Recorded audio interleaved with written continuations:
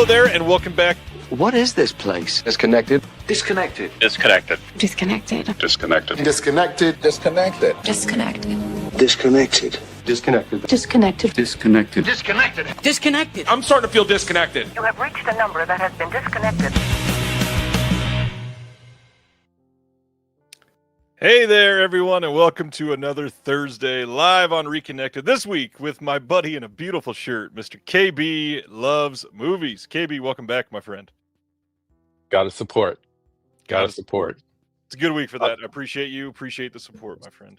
Quick story about that. So went to our favorite movie theater last Friday to see Highest to Lowest because Nowhere But Screenland Armor was shown in Kansas City. So my daughter and I went up there, and movie's over, got to hit the head. I'm walking, and this guy says, "Nice shirt." I'm like, okay, one of Ryan's friends are here.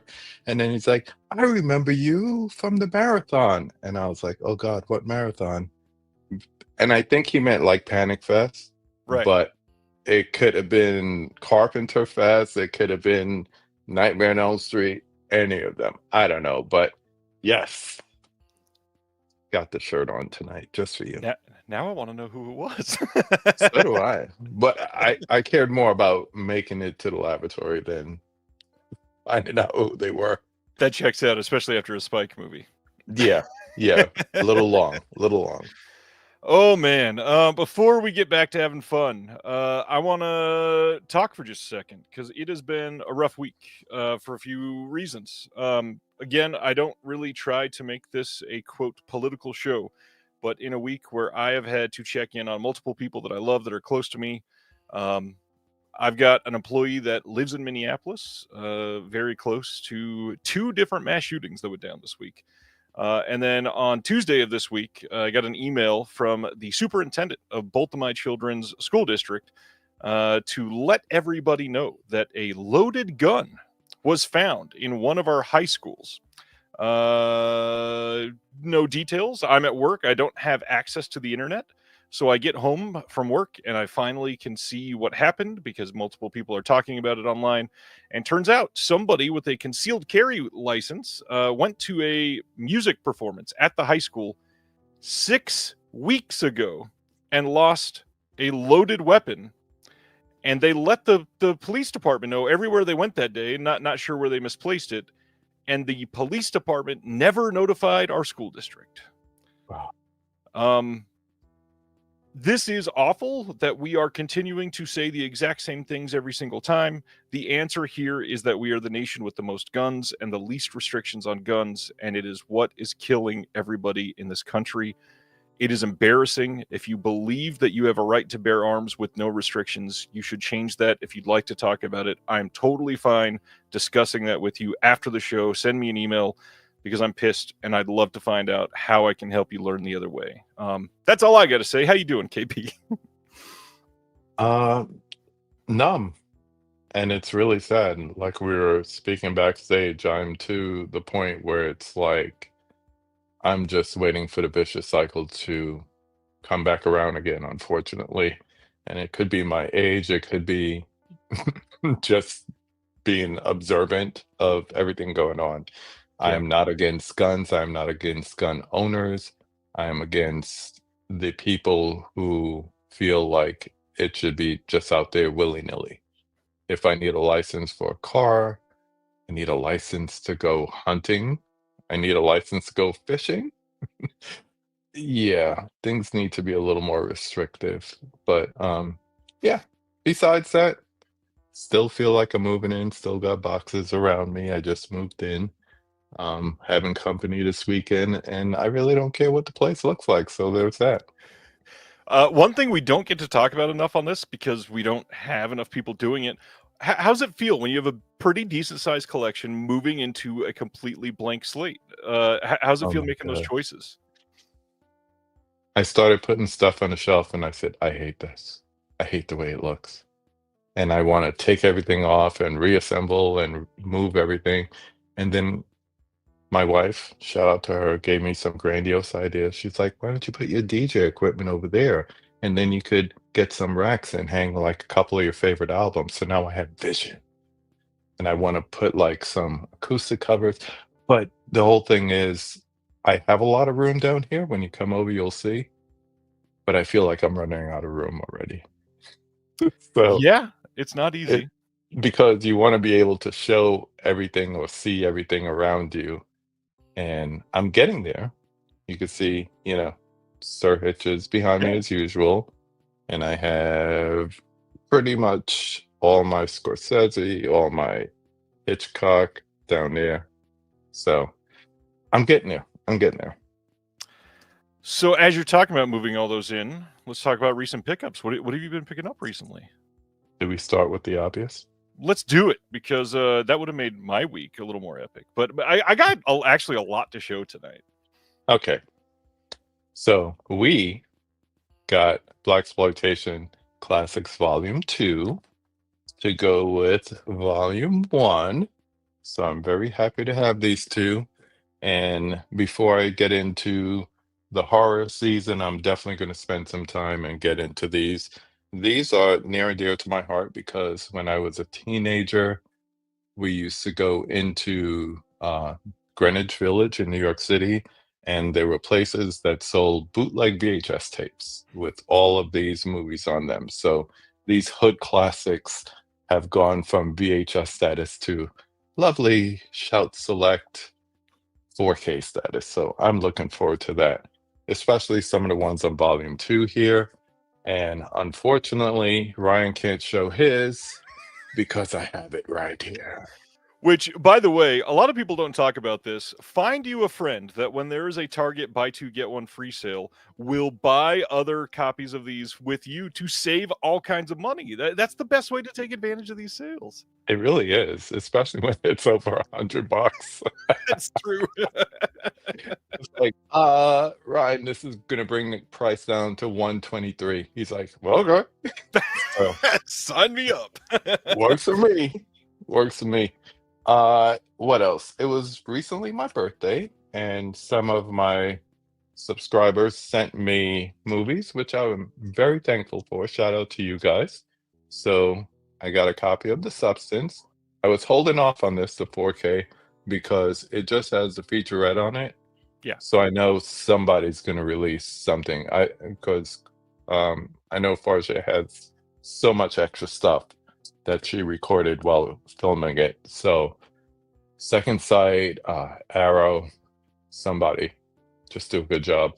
Please. I was waiting for a possibility of finding the Steelbook, but someone sent me my favorite movie of the year, so I'm happy about that.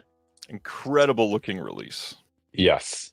And, in time for November, I got a little Wicked action. I still got to see it. I got to watch it before the second one comes to theaters, because I actually get to go to theaters this time. I would wait until like right before, because it's set up just like the Broadway musical, which we've seen, where Act 1 is the first movie, so Act 2 for good will be the second movie. So the closer you see it to when you go to see Part 2, Yep, the better experience will be.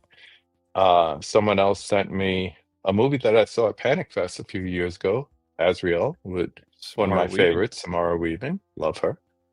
And this is going to be weird because this is a DVD, but this is something near and dear to my heart that's been on my wish list for the longest time. I got the DVD portion of A Personal Journey with Martin Scorsese through American Films. I've seen this. I've had a bootleg of this.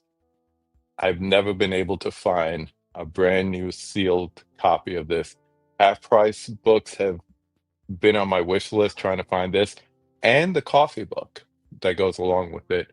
But I really wanted this, and now I got a brand new sealed copy.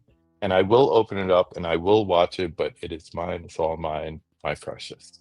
No kidding. I just got chills. You never told me you got that. That's incredible. I knew how bad you wanted that. That's amazing. Yeah.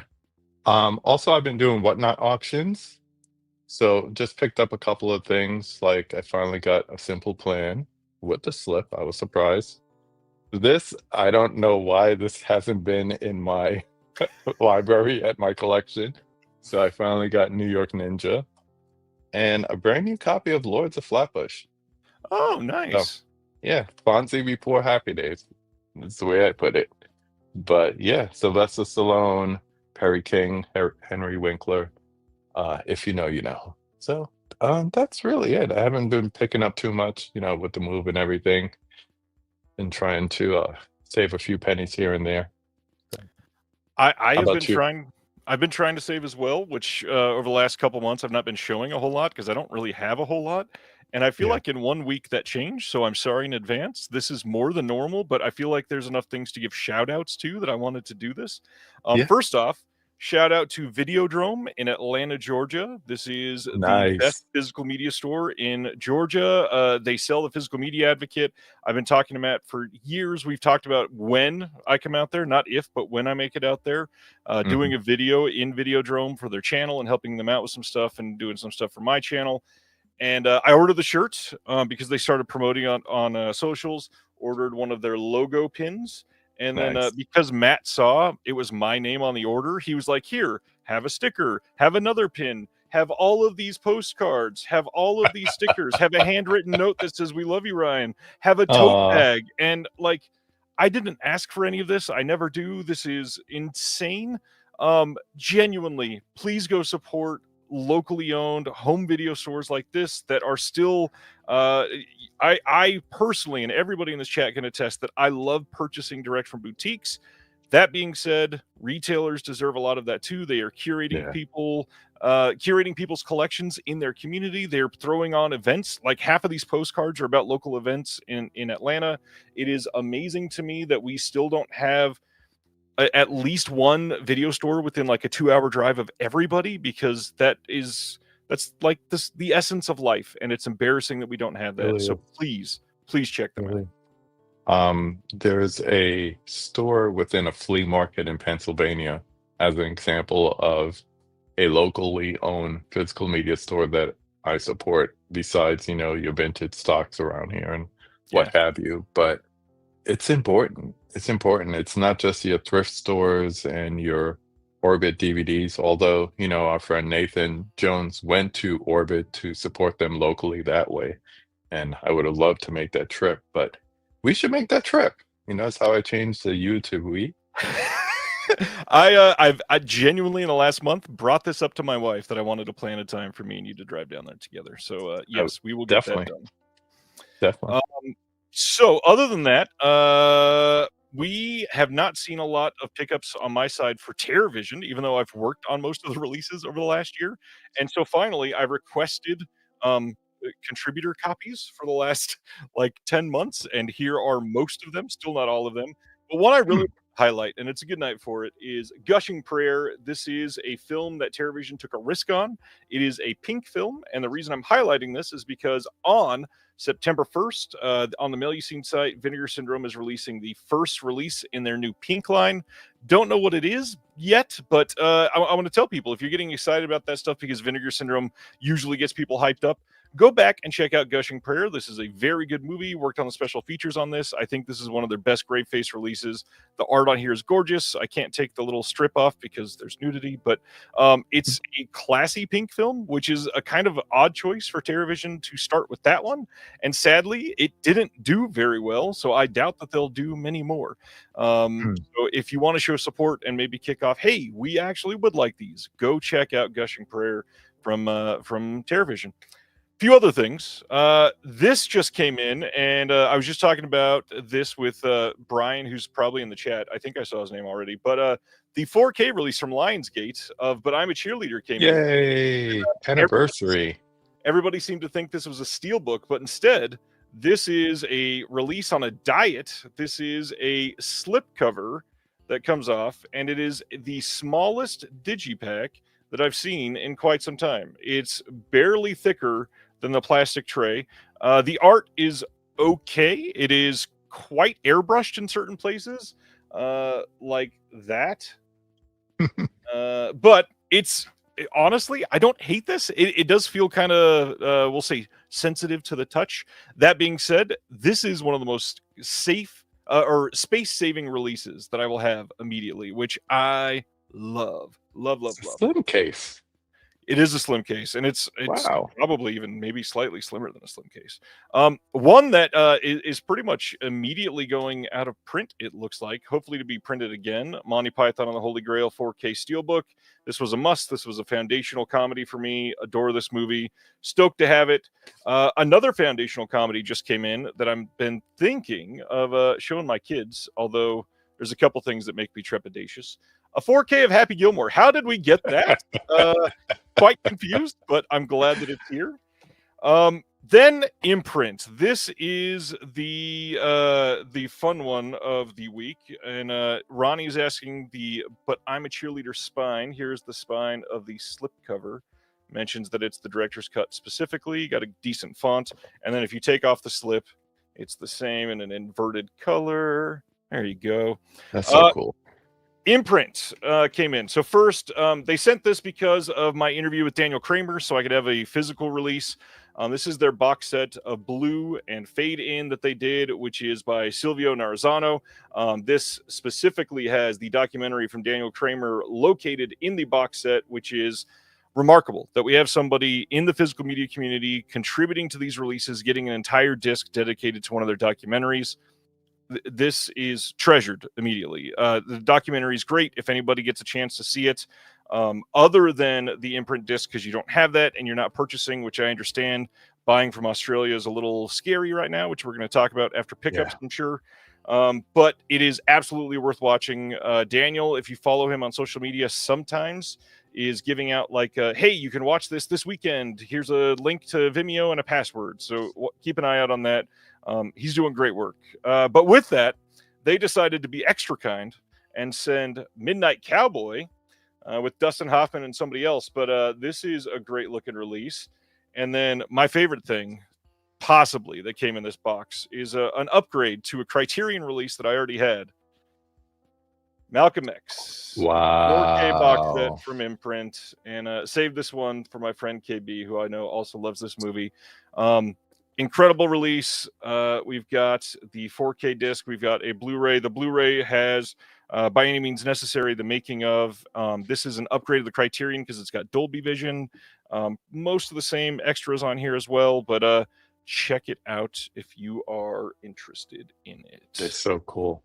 I saw that when they put out the release and, they advertise it in their bundles. And I'm like, what's different about that one? And then when I saw Dolby Vision, I just looked at my LG. I'm like, I bet you that'll look really, really good on there. It's like, I don't need a reason, but all of a sudden I'm justifying it. I'm like, Yeah, I didn't really need it either, but man, am I glad to have it. That's awesome. So let's talk about it real quick, because the other big thing that's been a damper on the hobby this week is the idea of shipping and tariffs. We've talked about tariffs on the show before. We've explained that if you are in the United States, the recent change in tariffs will absolutely affect you as a purchaser, because no matter how the media tries to spin it, the people that pay for tariffs are those living in the country. Whether it's you purchasing an item and getting an upcharge for that, or the other companies raising prices to make up for that, it falls on you, because we are capitalist until we die in this country. Oorah. Now, as far as the tariffs go, the reason this is affecting boutique physical media right now is because there was an exception in place called de minimis, which was limiting it to $800 orders or below that was not subject to any of these tariffs. And they're letting that expire at the end of this month, or actually tomorrow. And so what that means is, because they didn't have a process in place to collect all these things for every single purchase, because most purchases that come in are under $800, all shippers basically across the world, they said, well, we're not shipping to the US. And let's be honest, American companies are great. I love Vinegar Syndrome, love Severin, love Shout Factory, love TerraVision, love all these people, support them. Will be a diehard Deaf Crocodile fan till I die. However, there's a lot of releases that literally cannot come out from the United States because of rights. And based on that, there are lots of things that I feel compelled to import. So it will impact me. If you import anything from Arrow Video that cannot be sold in the US, it will impact you. That being said, this didn't need to happen. No. There are a lot of things in place that mean that this should be an exception. And I have talked about this in the Discord, so I don't want to go over it too much because many of you that are in the chat are in the Discord as well. But essentially, there is an exception written in for movies and for music and for things like that. So all of these things should be accepted under the law. However, and by the way, that was accepted, not accepted. EXCEPTED. Those should be accepted under that law. But because it is based on everything under $800, the shipping carriers now have said, well, we can't deal with that. So screw it. We're not shipping. So it doesn't matter. Even if they are accepted, they are not shipping them here. Let's be completely honest. It's not about these foreign companies trying to get one over on our country or anything like that. It is our country trying to control you and what you're purchasing, and it is ridiculous. I don't understand how people are siding with billionaires and the rich people in this world. But if you are, I want you to understand that pretty much everybody watching the stream right now is probably in the same place as KB and I, less than 3 paychecks away from homelessness if something were to happen. Most people in the world, most people in this country, and I do mean that literally, more than 50% in this country are less than 3 full paychecks away from losing most things that they have because they will not be able to buy food, not be able to buy a roof. And that is a problem. And if you don't see that as a problem with the people hoarding the money, I kind of see that as the problem is with you. Any thoughts, KP? Yeah. It's a strong arm move, and unfortunately, the people that benefit are not the people that it will affect, because I'll keep it up 100. If I had money every time I went to buy movies, it'd be at least a rack. I'd be spending at least $1,000. This wouldn't affect me. But when it's taking countries into consideration and making them say, well, we'll just stop shipping to the US because that's easier. You just held up a beautiful Imprint. If I want it, I probably should get it before, not too long, because they're looking at not shipping at all. That means they're not going to ship to your Diabolics and your Orbits and whatever else you use, because it has to get here first before it gets to you, unless you ship directly from them, and they're not going to be doing that. So I don't know. The people it affects is the people that are not making those decisions. So I don't know. I think it's either time to realize what's taking place and maybe get some friends in some other countries, because that seems to be the only way. And get yourself a UPS or a FedEx account, because it's going to be very hard to import movies before too long. Yeah, that's quite possible. And I see people in the chat asking, does that mean places like Orbit and Diabolic won't be able to carry things? In the immediate future, that might be true. I do have this stupid, optimistic hope that I think this will likely blow over pretty quickly because it'll affect the right people and somebody will impact change. That being said, it just might not happen this time. We can only kind of rely on that optimism enough times until we're so far down that something can't be recovered. And go ahead. I just mentioned Diabolic, and they made an announcement earlier this week. What do you think about that? I mean, it's pretty ballsy to say. For those that didn't see it, Diabolic DVD posted on all their social media a really heartfelt message, and speaks a lot to how long they have been around. And it's not even just like literally the words; it's just their experience, literally the fact that they have been around, that they've been a part of this world for so long. So they said in their post, for 25 years, Diabolic has been your source for imports from around the world. If you're ordering in the US, you can feel safe locking in your pre-orders and not worrying about extra tariffs and customs fees when your order arrives. Now, this doesn't tell me that they're going to be, like, hey, we can guarantee that this is going to be easy because we have an inside man that is going to recover. No, I think that they have things set in place with their shippers that they're going to be able to try to find a way through this. I do think most of the retailers are going to be able to do that. They're ordering in bulk where it makes sense. Most of us, like you said, we're not paying $1,000 for an order to come in from the UK. So most of them, they have enough money to swing around to make it worthwhile. We don't have that luxury. So I think most of the retailers will be fine.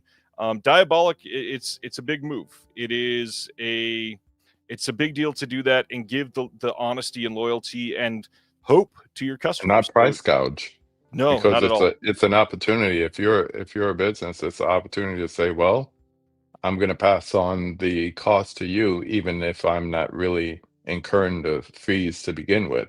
Yeah, And, I don't take it from any company that would do that. It's possible, but it's going to, you said before you like to buy direct from people. It's going to make it harder to buy direct as an individual from an imprint, from an umbrella or indicator, because now we have to go through that third party. We have to go through those importers like Diabolic, who's saying, well, we're ordering over $800 at a time as far as things coming in, so we're not going to hit you with those fees. They're also not saying the amount of time. right. The pre-order is now for August, September, or, is this going to work in February 26th? It's true. It's true. And there's a lot of people controlling the money here, so we just don't know the outcome yet. It's going to take some Yeah. time to figure all this out, sadly. Yeah. Oh man. So that's that. Let's get past this completely. Yeah. Time for group buys. Let's go to the exciting thing behind all this. I don't know about all of you in the chat, but for me, I support physical media because I love movies. That is literally my point. It is in KB's name. Literally looking at the screen. We both love movies, and that means to keep this going, to make this important, we got to watch stuff and analyze it and have it affect our lives. So KB, what have you been watching? I have been watching a lot of what's behind me. Besides going to the movies when I can, like I just mentioned, went to see Highest to Lowest. But my friend was here for my birthday, and he's also a physical media collector, but he's not in the community like us. He is, oh, Ballerina's coming out. Let me pre-order it and have the steelbook on day one kind of guy. But he's not like keeping up with dates and stuff. Like literally, he hit me up and was like, Terrifier 3, should I get this? I'm like, yeah. And he's like, I want all of them on 4K. And he found the Umbrella Very Terrifiers. nice. So he's not like we are. So he was here and he was just like, you ever seen Long Legs? Said, nope. We watched Long Legs. We watched, I got Cobra from the Arrow sale at Barnes & Noble. Excellent choice. So that was our double feature. And then we went to see Weapons the next day. So to go from Long Legs to Weapons, that's a great double feature if you don't know, folks. So That's a 2024 and 2025 hit list right there. That's great. yeah. So just I've been going back, some Marvel stuff. I watched Guardians. Purple Rain is always in rotation because I'm a big Prince fan. Watched that last night. So I've just been trying to enjoy the collection a little bit more, but still hitting the cinemas when I can. As Ryan knows, I was supposed to be at Sign of the Times tonight and possibly my friend Bruce, but I'll go to Sign of the Times tomorrow. And me and Bruce will just have to stay on the 4K for now. Yeah. I was just talking about Purple Rain because just like you, I'm getting ready for Sign of the Times this weekend. I'm taking my mom, who's in the chat tonight. Shout out, Mom. Hi, Nice. Mom. My mom and I going to AMC in Leawood, Kansas, at their corporate Woohoo. location this Saturday night, and stoked on that. We were talking about this before the stream, but literally this weekend it was really difficult because they're showing a really beautiful looking rep screening of Jaws and then Sign of the Times, and I had to weigh there's so many new movies, I can only choose one of these rep screenings, and Jaws is going to play every single year. So yeah. I went and In chose IMAX. You don't know every year in IMAX. I mean, that's kind of the big thing right now, so maybe. But looking at those, Sign of the Times is likely never going to play in the Kansas City metro area on the big screen ever again. Oh, I was going to grab it. I have probably something that most people in the United States don't have. I have a DVD copy of Sign of the Times. Nice. It was not released. Warner Brothers did not release it here. They released it in the UK, and then they released it in Canada. So I have a Region A, or is that Region 1? DVD, Region 1, Sign of the Times. But it's not for the United States, just for Canada. And I play that thing like it just came out yesterday. I love that movie. Very nice. It's up there. It's number 2 to Stop Making Sense, Yeah. which A24 sent me. So Stop Making Sense, literally the best concert film of all time. And if like you doubt that, indeed, go watch it again. go watch it again. If you don't think it's the best, you didn't watch it enough times. Go watch it again. So this last week has been pretty great for watches, I got to be honest. One I will shout out is we had the Patreon watch along this weekend, and talking about music, we watched Christian Slater's Pump Up the Volume all together in the Discord. Great. That movie is damn near perfect. He is so incredible in that role. For anybody that's never seen it, it's out there on Warner Archive Blu-ray, and it looks great. It's a great Blu-ray. It is currently on the Criterion channel, and it's part of this like I think it's 90 soundtrack movies, which incredible playlist if you just want to sit there and go through all of those. But yeah, Pump Up the Volume is just immense. If you've never seen it, it's a really great and if you love Christian Slater, really great double feature with Heathers, just to look at like the anarchy of everything. But man, watching that as a group with a lot of people that have never seen it before, it's so fun. So fun. It's a great soundtrack too. I mean, when I was in college, I used to rock that soundtrack all the time. And you go from like indie pop, rock, alt to like West Coast hip hop. It's great. It really is. I was about to comment this. Dustin said, I was confused at what Sign of the Times was. He thought it was odd that I was so excited to see a Harry Styles concert film. For the record, I adore the Sign of the Times music video. That is one of the best music videos of the last decade, and I will stand by that until I die. It is incredible. Harry Styles was cool. I like him. What's going on, Dell? Brother Dell in the house, another Prince fan right there. Are you going to see Sign of the Times, Dell? Please tell me you are. So other than Pump Up the Volume, a really kind of interesting week. So at the theater this last weekend, went and saw Honey Don't, which a lot of people saw and is probably one of the most divisive films of the year so far. I've seen people only hate it or only think that it was an incredible throwback. I'm a little in the middle. I'm leaning more towards incredible throwback. I don't understand how many people did not understand it was a comedy. It's literally like Charlie Day playing up as the disgruntled police chief in 1940 films. It is so blatantly a comedy. They're playing everything up. It's camp. It's beautiful, beautiful camp. Love Honey Don't. Everybody should see it, even though a lot of you will hate it. Other than that, also saw Relay, which my surprise film of the year now. This is the Riz Ahmed film that he is playing an individual that helps whistleblowers that are looking to return items that they've made safe, and they use the deaf relay system to communicate because none of that can be saved per the local laws. And I was pretty shocked. I feel like it was really great. I see a lot of people not enjoying the ending of the film, and in a way I do understand that, but I feel like this is a movie that is going to really, really, really feel great on a rewatch. Riz Ahmed is somebody that pretty much always makes amazing choices in the films that he's in, and I feel like this is going to be an undersung underground hit because it's pretty stupendous. After that, two films that I thought I was going to hate, and I did end up hating one of them.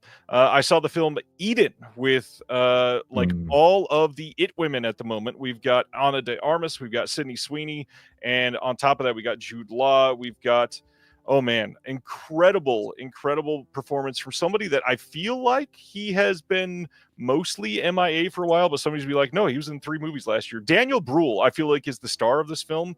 He is stupendous in this role. Eden was quite good. I didn't go into this knowing that this was based on a true story, and finding out that it was, I was taken aback and thought that they were kind of like Hollywooding up some of the details. No, turns out most of it was factual. I don't understand how that's the case, but yes, it was very good. It is much better than expected. It's not like a 4-star movie or anything like that. It's about 3.5, maybe 4 stars, but it's pretty good. The other movie, though, Trust, starring Sophie Turner. Nobody should watch this film. This is such a poorly handled film that you have to suspend your belief for everything. And when you're literally rooting this in realism and nothing about it is realistic, it doesn't work. That's not how realistic movies are ever going to work on screen. So because of that, I don't understand how Sophie Turner put all her money into executive producing this thing. I'll watch it because it's Sophie Turner. She's pretty good, I will admit. She's a good actor. She really is.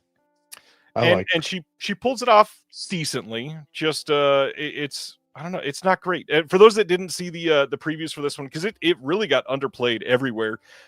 Trust is literally about a Hollywood star that grew up as a child star, and a bunch of her not necessarily nudes, but like private photos got leaked online, and so all of these paparazzi are suddenly starting to swarm her house, and she feels like her privacy is invaded. And following that, she says, I'm just going to get away. She goes and rents an Airbnb. She goes to stay up there. And through a couple things happening, she gets locked in a bathroom in an Airbnb with a couple people trying to get at her from the other side of the door. And it turns into like this weird, I don't even want to call it like a crime caper, because it's not. It's more just like a comedy of errors. Like getting stuck on an elevator? Kind of. Huh. But sounds like streaming material. It very much is. But I will say, this is the first movie in years that I literally, and this is not played up for laughs or anything, in the screening, I had an actual face palm hit my forehead so hard my wife goes, "What's wrong?" moment. Because it was such a dumb thing to happen in the movie.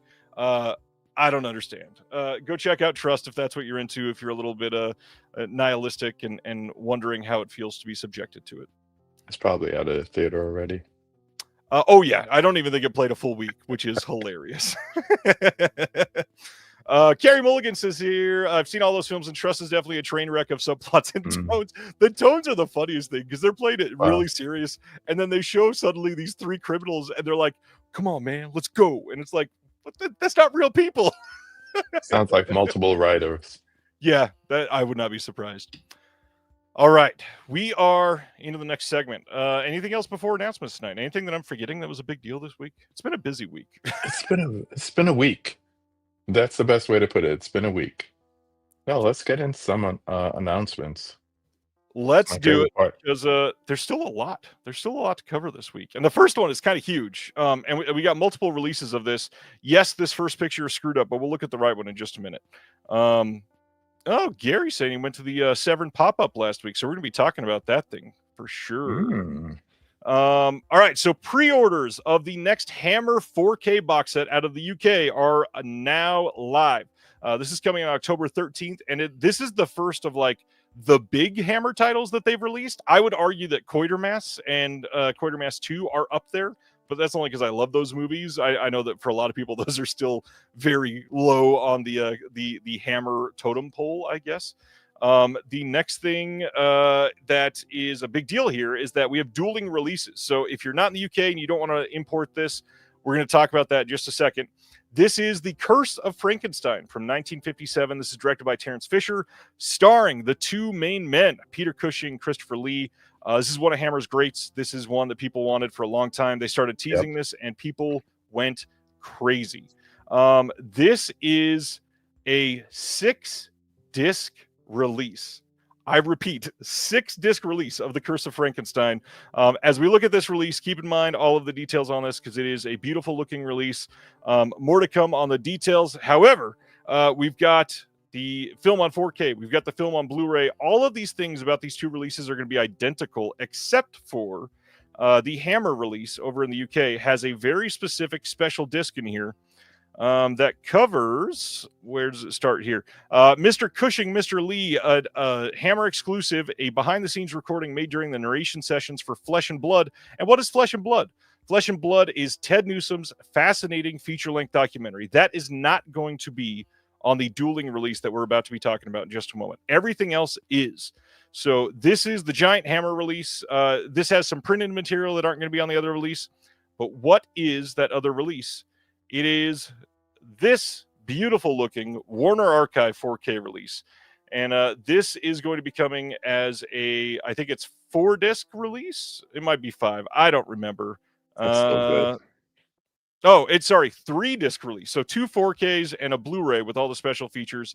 So this has all of the bonus features that are on the Hammer. And so all of these things We're talking commentaries. We're talking different versions of the film. We're talking lots of featurettes from way back in the day from the Hammer archives. There is so much here that it is too much to cover, so we're not going to go through it. That being said, Warner Archive, if you are in the US, the retail price for this is $35, which means on release, you're going to be able to get it for like $30. And this thing is the width of a regular Blu-ray case and is not a giant box. So you don't need to go out there and spend $80 on the Hammer release unless you're collecting all of them. I understand the temptation there. That being said, these are beautiful looking releases and you're going to be happy with either one, I promise. And they work together on it. Yeah. Yeah. That UK release, though, that's sexy. You could take like almost a week and just go through it. This is a movie for me. I've spoken about it before. There was this show we used to watch on Saturday nights at midnight called Fright Night, and it would show all these old movies, and all the Christopher Lee movies and the Vincent Price movies were so big, and this was like a big deal when this came on. Like next day, people were talking about it like it was a brand new movie. So I never even thought we would get any kind of like HD level release of this. So for this, and what is this? Is this Warner Archive's second 4K after Searchers? This is their fourth 4K. Oh wow. Okay. So they did the Searchers. They did the Michael Caine film that's about to release next week. Good God, why am I blanking on it? Get Carter. And then they did the one from the 50s that just premiered on Blu-ray and 4K at the same time that I'm not remembering, that people had to mail in to get a slipcover for it. Everybody in the chat, you'll tell me in just a second. I can't remember that one, but this will be the fourth one actually released. Yeah, I didn't realize Get Carter was one archive release. That's a good movie too. But yeah, this is one that would tempt me to get the Hammer release, and it would be one of my first. So nice. But you know, like you said, for $30 for a 3-disc, that's actually really good. High Society. High Society is the second 4K from Warner Archive. Yeah. Okay. Nice. All right, so that is everything for Curse of Frankenstein. It's a lot. They're coming out within a week of each other. Mostly the same features. That's pretty much all you need to know. If you are Region B friendly, all of the Hammer discs are going to be Region B locked, except for the 4Ks. There was a lot of people putting up the rumor that the UHDs would be region locked. They are not. Hammer is not stupid. UHDs are supposed to be region free. They will be region free. You can count on that, and they have promised it. That's it. Go to the rest of them, because this was a hell of a way to start the week. Next, a lower point. October 7th, AMC is releasing Walking Dead, Dead City Season 2 on Blu-ray. It's a 2-disc set. Enjoy. I didn't even know that was happening. We got some release details. Kino Lorber releasing The Cat and the Canary from 1927 on 4K and Blu-ray also on October 28th. This was just fairly recently released on Blu-ray for the first time by Eureka. This is going to have the new UHD SDR master on here and a 4K restoration from the original nitrate prints. On top of what was on the discs prior, there are 2 new audio commentaries on this. One from David Del Valle and Randy Haderkamp, and then one from Anthony Slide. And yeah, this is probably going to look fantastic. Yeah. We're going from OCN to what, ONPs now? I love that. I love that. We're going back to nitrates. Hey, save it. I'm all into film restoration, so save as much as you can. You're talking about an almost 100-year movie. Save it. Save it. Put it on the highest format possible for future generations to discover. Please. I love that. Nitrates on UHD. That's a big... That's beautiful. That's so beautiful. After Cat and the Canary, TerrorVision last week, we had a live stream that had a lot of interruptions because of Brad's terrible internet. But we had to announce Death Nerve Video, which is a brand new sub-label from TerrorVision that is going to be focusing on Giallo, Neo-Giallo, and Giallo adjacent and influenced films in the catalog. Brad went on a long explanation on why this is its own sub-label and talked about the art in depth on how we are really making these try to look like the old pulp novels. Really beautiful art on these. I am so happy to be a part of some of these and what we are putting on the line. I think you're going to love this movie. This is called The Last Screening. This is releasing in October on Blu-ray. This is the first release of this film out of its home country of France. This is from 2011, but don't let that put you off, because if you watch the trailer for this, it squarely looks like it was filmed in 1983. It is absolutely a beautiful looking movie that feels like it is harkening back to the absolute hype of Giallo, and I hope you check it out because it's great looking. We got new commentary on this with Brad Henderson, of course, and this is his first solo commentary. So give him some feedback if you listen to it. We got some new interviews on this one as well, and then a visual essay on the French New Wave horror, an audio essay by Paul Lay, and then some raw footage. There's a lot of great stuff. We already have 8 or 9 different films licensed for the sub-label, and I hope people are excited because it's probably going to be mostly surprises each and every single time that something gets announced. That's pretty cool. Neo Giallo, that looks like it was filmed 30 years prior. And it was shot on film, so it really leans into that feeling. Nice. That definitely helps. About TerrorVision, tomorrow is the 4th week in the 13 weeks of Halloween. Somehow this train is still moving. Wanted to let everybody know, because I don't think Brad has hinted at this everywhere. There is no live stream tomorrow. We're just going to be quietly dropping some stuff on the website. So keep an eye out for that. I'm not even sure what time it's going up, but I am excited for it. The hint that he has given is that it is a splatter comedy from 2015. And it's a good movie. I worked on it with some friends, and I hope you check it out because it's one that I think a lot of people are going to be excited when they finally give it a watch. Look at this. My friend John Daly is here. John, you're the best. And yeah, it does look 0% 2011. Thank you. Next up is 101 Films putting out Halloween from this year on Blu-ray on October 13th over in the UK. This has a commentary with the director of making a featurette, some deleted scenes, and I had never heard of this one, but I gotta be honest, I love a lot of like Halloween set movies. I wouldn't mind checking this out. I'll probably just stream it. I probably wouldn't buy it, Yeah. but I wouldn't mind seeing it. For a minute, I thought it was like some Crow ripoff, but I'd definitely check it out. I got many comments that said that, and most people didn't say Billy the Puppet. Most people said, "Is that a fake Jigsaw?"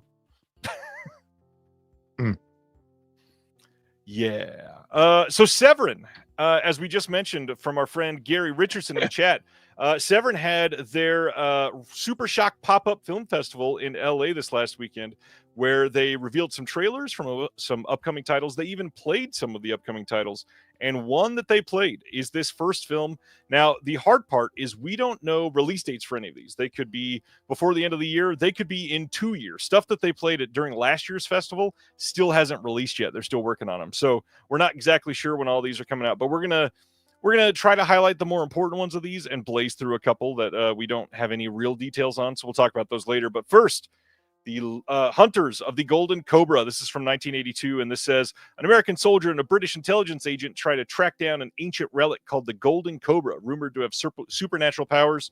A lot of people that were there live said it was pretty fun. I don't know anything about it because I've never seen this one. Me either. That's what I thought. Moving right along, one I have seen, they revealed that they've got a 4K coming of Mario Bava's A Bay of Blood from 1971. So obviously, this hurts for a lot of people that bought the Shout Factory box set that just came out recently, considering 2 of the films that you just got in literally less than a month ago are already being upgraded to 4K. Yeah. I bet we're never going to hear the story behind that, but I have a feeling it's probably something like they could only license it for a very short period of time. They had to release it now, and they pounced, and they probably in a sense took advantage of people. And very hush-hush, too, because the difference of the formatting and the licensing, people will not buy the Blu-ray if they know the 4K is coming, just like if we know a certain studio or boutique labels putting out a 4K and somebody does it before, we're like, yeah, let's wait for so-and-so to put it out. Or something else with an SS in it. That being said, that's funny. Although SS usually a bad thing, but in this case, it's good. Yeah. What I will say is, if you have that Shout Factory box set, as much as you want to feel downtrodden about it, it's still a beautiful box set. The extras what I are heard. beautiful. The HD scans look great, and you got a good deal because it's so many films, and it's only like, I think I averaged it out to like $13.50 a film or something like that. That's great. A lot of those other ones are out of print. You scored still. Yeah. I know it doesn't feel like that, but you did. Try not to. And Try you not to you give could up. still pick up this 4K if that's like your Yeah. favorite from the set or whatever. It's not going to break you. It's true. It's true. I just got a text. Somebody shocked because they said KB is 53. KB, how old are you? 55. Double nickel like Double Jordan. nickels. Double nickels this yep. weekend. Happy. I've already said it like 4 times, but happy late birthday. Thank you, sir. Still celebrating. It's August. I'm still celebrating. Yeah. Still, it's birthday month. Oh, that's funny. Never mind. We'll talk about that after because it wasn't about KB. Anyways, the next title is Beat Girl, aka Wild for Kicks from 1960. This one says an impetuous teenage girl becomes involved with Soho's beatnik and striptease scenes despite her staid architect father and her French ex-stripper stepmother. I've not seen this one, but my goodness, does this look like a Severin poster? Looks like a ride.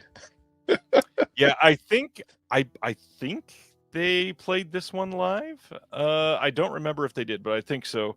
Yeah. I don't know. It's got Christopher Lee in it. Perhaps this will be in another Christopher Lee box set. There you go. And now one of the bigger stories coming out of this last weekend. They announced that they are doing a Blu-ray of The Crippled Masters from 1979. Now, you may have seen that this was just released on Blu-ray last year by Film Masters here in the US as well. Unfortunately, Severin themselves came to my post on Facebook and commented in the chat, or in the comment section. I'm used to saying chat for everything. Severin came and commented in the comments that Film Masters bootlegged this film. They did not have the right to release it. And Severin has restored this from a 4K scan of the best preservation elements, and it is going to look night and day, way better than the Film Masters release. So if you bought the release from Film Masters, like I did, don't feel bad that this is getting released. This is going to be a legal release. You didn't do anything wrong by buying it, and it will be an upgrade if you purchase this one. Absolutely. Yeah, if you bought it and it doesn't exist in any other form of physical media, like some movies we'll talk about later tonight, don't feel bad. Feel bad if you don't buy the actual version after it comes out. Yep. I love that people are pointing out the foreign name on the top. Oh man! All right, so that's not even it. For it. It's the poster that made it that way, but It's I remember all German these poster. these Bruce Lee movies, all these fake Bruce Lee movies after he was dead. Yes, indeed. Next one is Adam and Eve. This one is from 1983, also coming soon from Severin. This says, God cast Adam and Eve out of the Garden of Eden because Eve decided to eat a forbidden apple that a talking snake told her to eat. I've heard this one before. And it says, the disgraced couple find themselves battling a coterie of various creatures. Very curious. There was a vote on which of the third films would be to watch, and Adam and Eve is the one that won.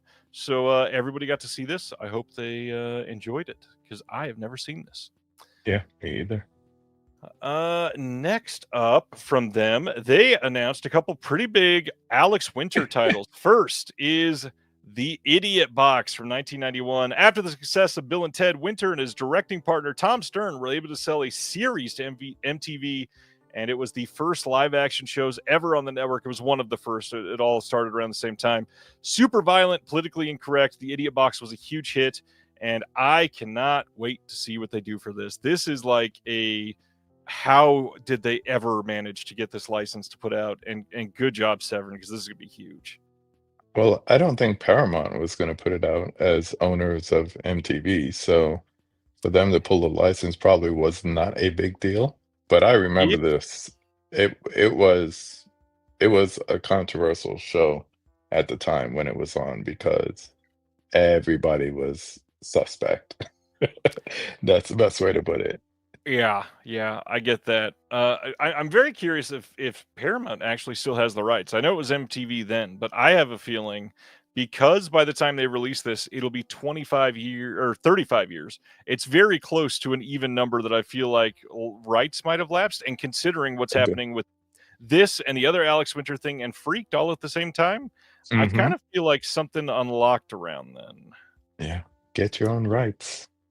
Next up, they're also doing Squeal of Death. This is another Alex Winter title. This says absurd slapstick cartoon-like comedy about Howie, a scrawny kid pushed around by his slob dad and everyone else. He loves cinema and becomes obsessed with a gangster film. This pushes him over the edge of the life of crime, or does it? This is from 1985. This one I've never seen anything from, and I'm very eager to check this one out. Yeah. I've never even heard of this title, and that sounds like VHS, heyday. Yeah, absolutely. Hmm. Then they also announced This I've heard Student of. Confidential from 1986. This with the one and only Marlon Jackson from the Jackson 5. 4 high school students are led into the world of adult vices by a shadowy millionaire. Have you seen this one? Mm-hmm. I have never seen this one. Tell us about it. It's your typical raunchy sex comedy, but it's a little more edgy than your typical sex teen kind of thing. But Nice. I haven't seen it since, I would say, like late 80s. So, but I remember like the poster and all that stuff. I miss, like video stores that would just have posters and they would rotate them out every week or every 2 weeks. So, yeah, I remember this one. I can't wait to get this one. This sounds really fun, and I found it for those that want to see a trailer. I could only find a trailer on Daily Motion. It's not on YouTube or anywhere else. So if you want to see what it's about, go, it's like the lowest res ever, but it's worth seeing. Yeah. Next is The Ghost from 1963. This is coming soon as well. This is a Barbara Steele starring film, and Diabolic chimed in that this got a 4K restoration. So this will likely be a UHD, and if I'm guessing, this will probably be in the next Danza Macabra set that they do. Would not surprise me at all. This will probably be the big title in that one. Barbara Steele, you seen much with her? Mm-mm. She is rather great. Rather great. I've never seen this movie, but yeah, love me some Barbara Steele. Cool. Next is The Hands of Orlok from 1960, also getting a release from them soon. This is another Christopher Lee film. Would not be surprised if this was in that box set with the other film that we were just talking about for another Christopher Lee set. This is the same premise for like a handful of movies that you've seen before. Somebody has an accident and they have to get like a transplant. And when they get these other body parts attached to them, suddenly it's the other person's hands. Woo! Killer hands. Yeah, very curious to check this out. I want to see how they did this in 1960. One of the more exciting announcements, because this sounds freaking huge. They are doing a Classificata S box set. So for those that don't know, Classificata S was a rating system used in Spain during the time of the rule of Franco. One of the he was in, if I remember right, the 60s and 70s. I should have brushed up on this before the show tonight. But essentially, they're going to be doing a 19-film box set on 10 different discs, including the documentary that they did called Exorcismo, the Transgressive Legacy of Classificata S. There's going to be some exorcisms, like not spoofs, but like basically we're doing our version of The Exorcist in here, and then a whole bunch of other stuff. But the write-up for the documentary here, it sounds incredible. It says, Franco's death in 1975 opened the doors to the possibility of uncensored cinema. After 2 years in which censorship was relaxed, in 1977 it was completely abolished, and the S classification was created to protect viewers from those films that could hurt their sensitivity. The S classification was granted when the content was especially violent, sexual, or political, creating a mixed bag in which all types of unclassifiable films could fit. In force from 1978 to 1983, this classification turned out to be a great commercial attraction for a society that had suffered 4 decades of national Catholic dictatorship and repression. So that sounds amazing. Yeah, it sounds like the Spanish version of Video Nasties and just getting a box set of like some of the more well-known ones, hopefully, if that's the case. We could start calling them the Spanish Nasties. I'm into it. Mm-hmm. That's what the S is for. Hey, there's one I've seen. This is not the only box that they announced, because they also announced an Emmanuel 4-film 4K box set. This is coming soon-ish, from what I hear. And this is not a part of the Black Emmanuel stuff. Black Emmanuel started after these. The Sylvia Christel Mhm. films are what inspired the Black Emmanuel films with Laura Gemser. And to get all 4 of these in 4K from a company that is going to do just incredible work on them is pretty astonishing, considering the backstory behind these films. They have inspired probably literally hundreds of films throughout film history, and this is going to do very well for Severin. Yeah. I went from seeing like posters for it walking through like Times Square as a kid to, oh, wait a minute. They don't care what I rent now at this video store. Let me go over to this section. And yeah, I've definitely seen, I don't remember any of them, but I've definitely seen the majority of them. So just like with Black Emmanuel, it would be nice to revisit and check out. Yep, can't wait. And to be able to see it in Aw, 4K, ooh man. There's a TV Emmanuel series. Nice. didn't know that. Dell, I spent way too many teenage nights watching Tell Emmanuel them about it, flicks. brother Dell. Tell them about it. Oh man, that is great. Okay, so that was it. We'll talk about Life of Chuck in just a second, but huge Super Shock pop-up film festival for Severin. Lots of crazy things coming. Glad they're doing these. For those that have not ever looked into Severin a whole lot, if you have questions, let me know. Here to talk about it. They're great. They're great at what they do. Life of Chuck, getting a 4K Blu-ray and DVD over in the UK from Studio Canal, coming soon. We don't have a date on this one yet, but there is some on-set interviews with Chiwetel Ejiofor and Mark Hamill and Tom Hiddleston. There's a making of, and then, of course, they had to get Mike Flanagan down for a commentary. Did you get to see this one yet? I think I saw it with you. Was it the same day? It Yeah. was the same day. I've It seen way was too many the movies same this day. year. I couldn't remember if it was that day. Yes, it was. I love this movie. This is still my number So 2 did film I. of this year. So did I. It's and especially I think in the States it's getting an October release as well. Yeah. And it's so weird to see a non-horror movie from not only From Stephen Flanagan in King October. and Flanagan. You know, I think of the two of them, I think of Dr. Sleep, and I Yep. still wonder why that director's cut is only on Blu-ray. And it's not a risky blind buy. It's a really well done movie, and you can really get into it. It I don't know. I just really enjoyed it. I didn't expect anything besides, in Flanagan we trust, and I wasn't disappointed at all. I thought it was a beautiful movie. Yeah, I agree. And if this is somehow not special enough and you're in the UK, they're doing this really nice looking That's beautiful. special edition that is an HMV exclusive. Oh, And this is where it gets tough, because we talked about all the shipping stuff earlier. Even if that wasn't enough, HMV doesn't ship internationally at all. mm-mm. So there's literally no way to get this unless you got a friend over in the UK. So I get the emails from them, and it's almost like torture when they send the exclusives. I'm like, why don't I just unsubscribe? Because I cannot order anything from them. yeah. But some of the things, and anyone that I know lives closer to a FOP than a HMV. So I'm like, that is so beautiful. The colors alone, Yeah. before you Great get into design. all the other stuff inside. But it's And it's great the looking. rest of the stuff isn't even that special. There's a couple Yeah. like postcards, art cards, booklet, whatnot. I Cool. just like the way it looks. Yeah, it's just pretty. Especially Great after movie. you see the movie and you look at that cover art, it makes so much sense. Yeah. Right there. Absolutely stunning. So this is interesting. So out of nowhere, Diabolic DVD got an exclusive release listed on their site. This is from Carambola Media.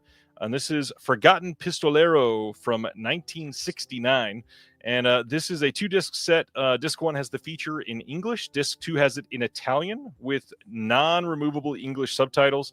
And then there's a Leonard Mann interview conducted by tough guy expert Mike Malloy. And supposedly, this is through a deal over with IFD, who owns a lot of films out of Hong Kong, I believe is what I was told. Jared Honor from Neon Eagle and Mondo Macabro helped me out with that one because I had never heard of Carambola Media, and they're not listed anywhere. I can't find a website or anything. This is literally only available from Diabolic, and it's not super expensive. I think it was like $20 bucks, 25, something like that. But yeah, if you're after this movie, this is the only place to get it. And I don't think, if I remember right, I don't think it's on Blu-ray anywhere else. So if you're into spaghetti westerns, this is for you. Yeah, I won't be surprised if they start doing more things like that. So that's pretty cool. Yeah, and through it sounds like through their hookups with like Neon Eagle and Mondo Macabro stuff, they found the right people to license this from as an exclusive release. So that looks cool. Very. Umbrella, who I always love, announced some pretty big cool things this month. So December 3rd is the release date for all of these. The first one they've been teasing all year, and it is Lake Mungo in 4K. Lake Mungo is from 2008. It is a depressing is probably too light of a word for many people. Horror movie. The synopsis they use here is 16-year-old Alice Palmer drowns while swimming in the local dam. When her body is recovered and a verdict of accidental death returned, her grieving family buries her. The family then experiences a series of strange and inexplicable events centered in and around their home. Profoundly unsettled, the Palmers seek the help of a psychic who discovers that Alice led a secret double life. A series of clues lead the family to Lake Mungo, where Alice's secret past emerges. Now, you might have heard of this title because Second Sight just fairly recently put this out. They put it out on Blu-ray, and this is a 4K, so obviously that's an upgrade. That being said, this is not just a format upgrade. This has a 100-plus page hardback book featuring behind-the-scenes content and essays by Matt Glasby, Kevin Fisher, and John Brawley. Another 100-plus page softback book featuring the original shooting script. There's a scrapbook of photography. There's a custom artwork rigid slipcase, 8 art cards, a reversible poster, and then, of course, all the stuff that comes on the discs. And usually that would have been enough. But oh man, there is a 3-hour retrospective featuring the cast and crew. There's a new commentary with Chris Stuckman. Yes, that Chris Stuckman, who's about to release a film that you've heard of from his immensely popular YouTube channel over the years, even though he lost some notoriety. A lot of people love or hate him. He's passionate about film. I'm glad they got him on here. There is new, never before seen footage. That's not just like a featurette. This is hours of never before seen footage. Selection of scenes from early cuts of Lake Mungo, the original Lake Mungo mood reel with an introduction from the producer and the cinematographer. There is a piece by Alexander Heller Nicholas on the ancestors and legacy of Alice Palmer. There is a new Legacy of Lake Mungo piece with interviews with the filmmakers. The filmmakers being Justin Kurzel, Mike Flanagan, Eduardo Sanchez, David Ismalchin, and more. Huge names to get on this disc. And that's not even it. Like, they've got a whole bunch of other stuff. This is crazy. And on top of all that, it's authored by Fidelity Emotion, so it's going to look great. Lake Mungo, have you seen this one, KB? Creepy AF. That's all I got to say. And I never picked up the Second Sight release, but I heard it's really good. The one question I have about this, is this separate from the documentary? I think it's like Beyond Lake Mungo or something like that. That's coming out, or is that included on here? I believe that is a completely different one, if I remember right. Okay. Yeah, because the word documentary isn't even on here. Yeah. So there is something separate coming out that is going to be a documentary. I don't know how it relates to this. I just saw it in passing, but I don't know. This looks like a different foray for Umbrella, and I'm definitely excited about this, and I'm thinking about picking it up. Yeah. If I don't go crazy on Black Friday. Yeah, this is pretty cool. Love this movie. It's a really good one. I will agree with I'm sorry if I butcher the username here. Intelligato, Gelato, something like that. I think you had to see Lake Mungo when it came out. Lots of films have taken from it since, where it probably hasn't aged well. Mm, I would understand that, but I would also say if you're into this style of film, it probably still hits at least a little bit. yeah. But truly, I think a lot of people since 2008 have been turned away from this style. Paul says it could be the 3-hour retrospective on the disc. Maybe Maybe. it does say Lake Mungo Revisited. I'm not sure. Yeah. I'll look into it more. Next up, another one that has been teased for a while, Angel's Egg from 1985. This is the anime film that a lot of people have been desperately wanting for a while. This is only available from Umbrella if you want the collector's edition. And with that, you get a 48-page booklet of behind-the-scenes material and new essays. And then on the disc, we had a new audio commentary with Amber T, new piece on the influence of Angel's Egg with Andrew Osmond, new piece by Jasper Sharp on Angel's Egg, and then there is a TIFF Q&A with Mamoru Oshii, who is the filmmaker behind the film. I've never seen this. I've heard it's great. Deaf Crocodile was trying to go after this film, and G-Kids ended up with it. So considering they went after it, it's probably incredible. Never heard of it. It's supposedly all right, Mandible.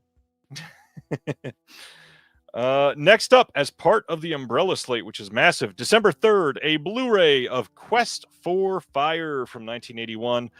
This is set 80,000 years ago and is a piece that doesn't have a 48-page booklet again.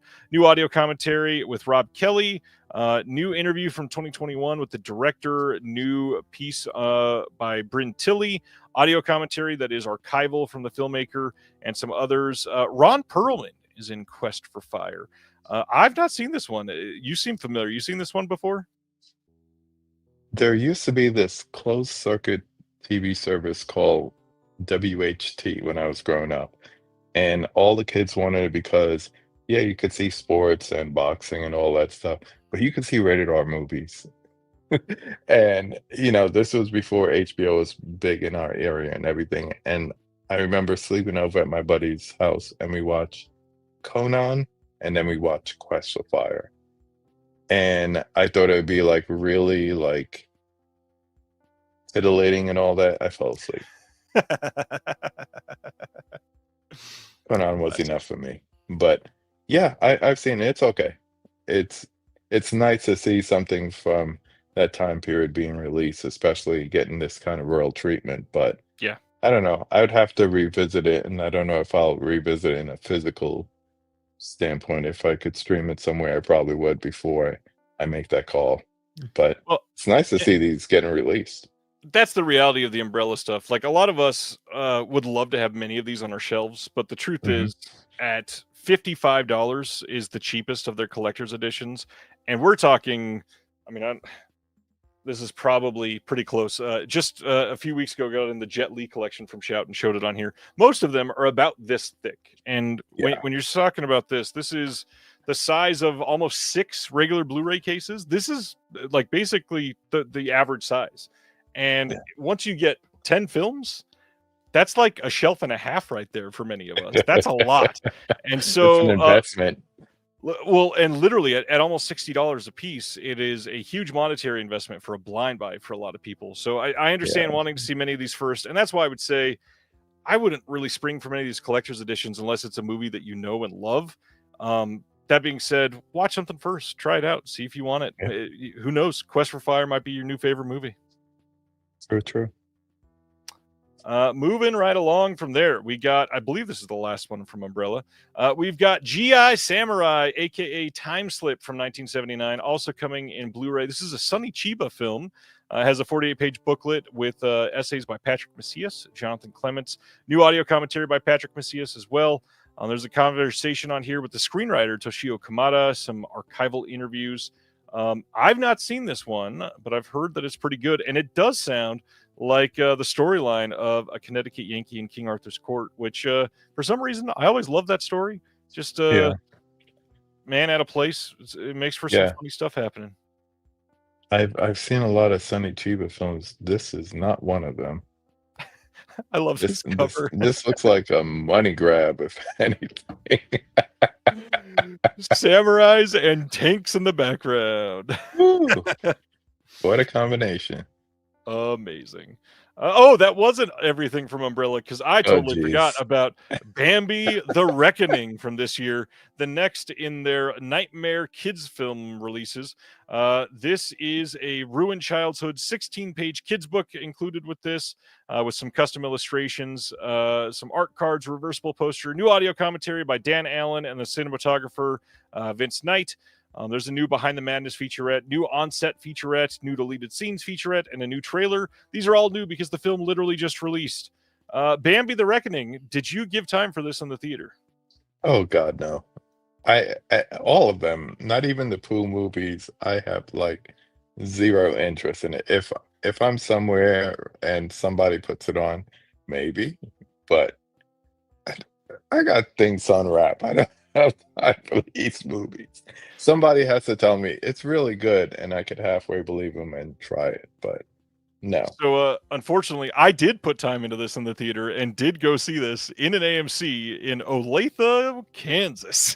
Oh, uh, geez. this movie is straight garbage. I do understand Okay. why people. I do understand why people enjoy it. The CGI creature at times looked okay, but for the Mhm. most part, it's real bad. This is like early 2000s level CGI in many of the scenes. Mm, And I swear half this movie was, hey kid, go check on your grandma who just wandered away in the middle of this giant, like terrible traumatic experience we're all having. That shouldn't be 38 minutes of your film, guys. Come on. Like, what are we doing? Um, the one thing I will say is people were not necessarily terrible actors in this, which is surprising for a film like this. If mhm. you're into these weird public domain films, this is one of the better ones, but the bar is very low to beat those. I'll say this, those kids' books that come with them are really, really cool Yeah. because they try to make it look like authentic. I've seen the one for Pooh, and I was like, wow, this looks pretty good. But outside of that, no, mm-mm. I'd rather go watch a Mickey Anything? film or something. Literally anything. All Yeah. right, so that is Bambi the Reckoning from this year. Check it out if you're into it, because I wasn't. Imprint had announced some things last week, and for some reason, my posts never went up. So here they are catching up late. Imprint announced that they are doing a Blu-ray drop for Captain Scarlet and the Mysterons, the complete series. This is from 1967 and 68. If you see some of this art and you recognize it, you'll recognize that probably as Jerry Anderson art and Sylvia Anderson art. These are the same people that did the Thunderbirds. Lots of extras on here. You got a 5-disc Blu-ray set, 94-page hardcover booklet. Looks like a great release. I believe this has already been released over in the UK, so this might be all new for you. Check it out. I don't know anything about the show. Never seen it. The next one I have seen and I adore. In Australia, they are releasing Kolchak the Night Stalker, the complete series. This is a 4-disc set. It's got a 48-page hardcover booklet, limited to 1,500 copies. All of the same extras that are on the Kino discs, which there's a lot. There's commentaries on literally every single episode. And Wow. shout out to a friend of the channel, Chris Dashew, who's been on here many times. And he's on one of the episodes with Mike White, the Projection Booth podcast. Yeah, Kolchak is great. Are you a Kolchak person? Have you checked this out? I've never checked it out. I remember when Kino dropped, it was like two different series that they Yeah, put out at the same time, or one after the other, but I've never gotten into it. I think Nathan was telling me about it as well to check out, but yeah. I It's never it's got pretty that great. far. Yeah. And then finally is Department S, the complete series, another one that I had never heard of. This is from 1968 to Mhm. 69. What is a British show? 7-disc Blu-ray set with a 228-page hardcover booklet. Jesus. Oh, wow. Uh, Bunch of new extras on this, tons of new commentaries, a lot of people that were involved in stuff related to this, or ITC, which is a British production company. Kim Newman's on a handful of these. Some names that you'll recognize. Good looking set. If you know Department S, check it out. Hmm. One that was kind of timely. This is really funny. November 18th, Kino is putting out a Blu-ray of I'm George Lucas, a Connor Ratliff story from 2024. This is a documentary about a stand-up comedian named Connor Ratliff who is performing as George Lucas in his cult comedy act, The George Lucas Talk Show. This is a co-host with Griffin Newman, who is a part of one of the biggest podcasts out there, Blank Check Podcast. Funny enough, Disconnected got name dropped in one of the more recent Blank Check Patreon episodes. So shout out Blank Check. This is primarily going to be a big deal because this is 30 commentaries for the exact same documentary. They got everybody associated with this, a whole bunch of guests that have been on the show, literally 30 different commentaries, and then a whole second disc of all kinds of extras, 8 extended interviews, Alamo Drafthouse intro and Q&A, 2019 Star Wars Day full show with a bunch of people you'll recognize the names of, and a booklet. This, if you are a fan of Blank Check Podcast or Connor Ratliff or Star Wars or George Lucas, this is probably up your alley. But again, 30 commentaries. Dear God. Why didn't they just combine them? Like, remember how I'm thinking back, like I think it was like The Silence of the Lamb, the MGM DVD, and they had like all the different people, the actors, Jonathan Demme, and they just kept coming in at different points in the movie with their, partial commentary. I could imagine that for 4, even 6 or 10 people. For 30 though, that's kind of crazy. That's a lot of commentaries. That's a lot, yeah. But that is funny if you haven't checked it out. Brendan says, hey, but ain't nobody got time for that. Yeah, I would love to find out if like super fans are listening to all 30 commentaries. That by 27, you're like, I'm done. By 27, by like 4. All right, another title that we got some dueling releases for. October 13th, Beautiful. over in the UK, we are getting a 4K steelbook of Jacob's Ladder from Studio Canal. This is part of their cult classics line. This is, of course, the beautiful Tim Robbins film that is depressing as hell about the Vietnam War and the horrors that came from it. This is a brand new 4K restoration. It's got a new piece called On the Rungs of Jacob's Ladder, a documentary by Dieter Aluch with Adrian Lyne, Tim Robbins, and Bruce Joel Rubin. That being said, this is also going to be coming out in the U.S. from Lionsgate Limited. This will be announced on September 16th and should be releasing a month or two after that. So if you're in the U.S. and you are keen to check out what they have first, this will undoubtedly still be available. So just wait till September 16th and check it out. But if you're not 4K and you want a different looking Jacob's Ladder release, they're also doing it on Blu-ray on that same day over in the UK. It's got some art cards, but oddly, they are turning to this more and more, where the 4K is a steelbook and then a standard is only on Blu-ray.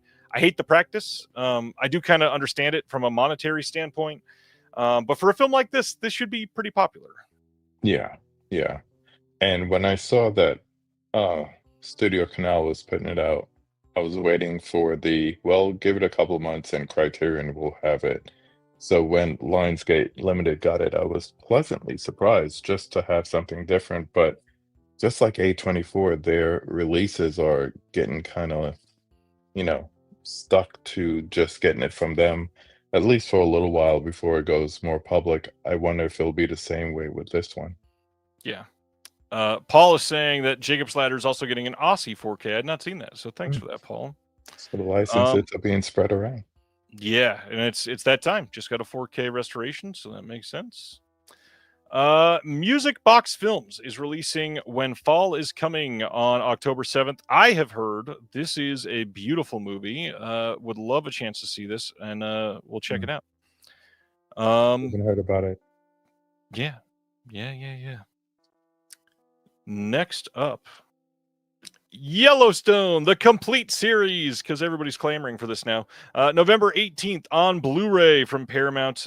This is one of those giant, gaudy plastic clamshells with who knows how many discs stacked on the inside. So at this point, if you're really wanting this, and this is one of your favorite shows, you may as well just go buy all of the seasons individually, because this is going to be awful to deal with. Just every time you open it, you got to take a guess on which season disc is falling to the ground. No. and then choose which one to scratch. Oh wait, never mind. Yeah. It was already scratched. It was already scratched. You're thinking about the DVD. That wasn't scratched. Touche, touche. Mhm. Together from this year is coming on 4K, Blu-ray, and DVD in the US from Neon and Decal on October 28th. I have not seen some extras on this, but there should be some on here. I think I've heard that there will be a couple. Just waiting to find out some confirmation. This one I really enjoyed. What did you think of this one, KB? Well, I was sitting right next to you, I know. so I'm waiting to hear you say that. I no, I that was actually my second time seeing it, so I really enjoyed this. This is probably one of my I have a new category now, horror adjacent. 'Cause it Mhm. wasn't horrific, but it's horror adjacent, and I really enjoyed it. And I think the natural performance from the two of them being a real couple showed on the movie. But it's definitely worth checking out at least once, unless these special features come out and they're gangbusters. But yeah, you definitely need a commentary from the two of them. You want to hear Yeah. from the two of them. They've been made available for all kind of other marketing and social media stuff. Do a freaking commentary.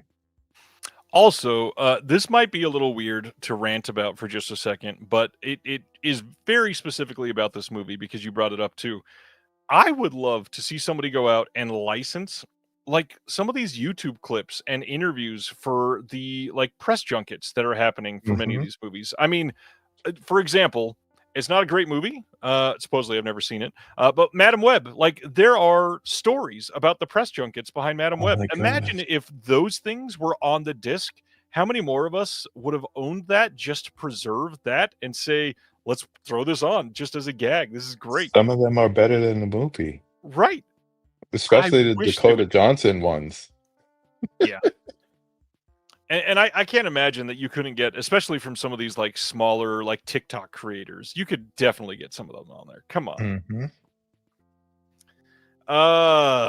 Okay. So I'm the tired of controversy talking of the about week. this. I'm tired of talking about this movie. I don't I even know want it anymore. I know we already talked about this before, but over in the UK, Signature Entertainment is putting out a 4K and Blu-ray of Crocodile Dundee, the encore cut. Now, here's the funny thing. Uh, I'm sorry to everybody that loves it. This movie sucks to begin with. It's not a good movie. I hate this movie. Still But that being censored. said, it is still being cut, and it being cut means that it is censored. And there's a lot of people that have said this is not censored because it has to be the government and it has to be removed to protect people. That's not the definition of censorship. No. Keeping a piece of this from people is literally the definition of censorship. We should not be supporting censored physical media. I mean, Yeah. the fact that the scenes are tasteless and don't align with the sensibilities of 2025 doesn't matter. Put that to a side. It is not transphobic to call against censorship when this is a part of the film. It is not great that the joke sucks and is genuinely transphobic. That being said, that doesn't mean that you should remove it and force people to essentially learn from their mistakes again by reliving it, because the absolute ridiculous of this is we are in a world where right now there are media personnel posting on social media that people that identify as trans need to be reported to the FBI because they are walking around with mental illness and are a danger to society.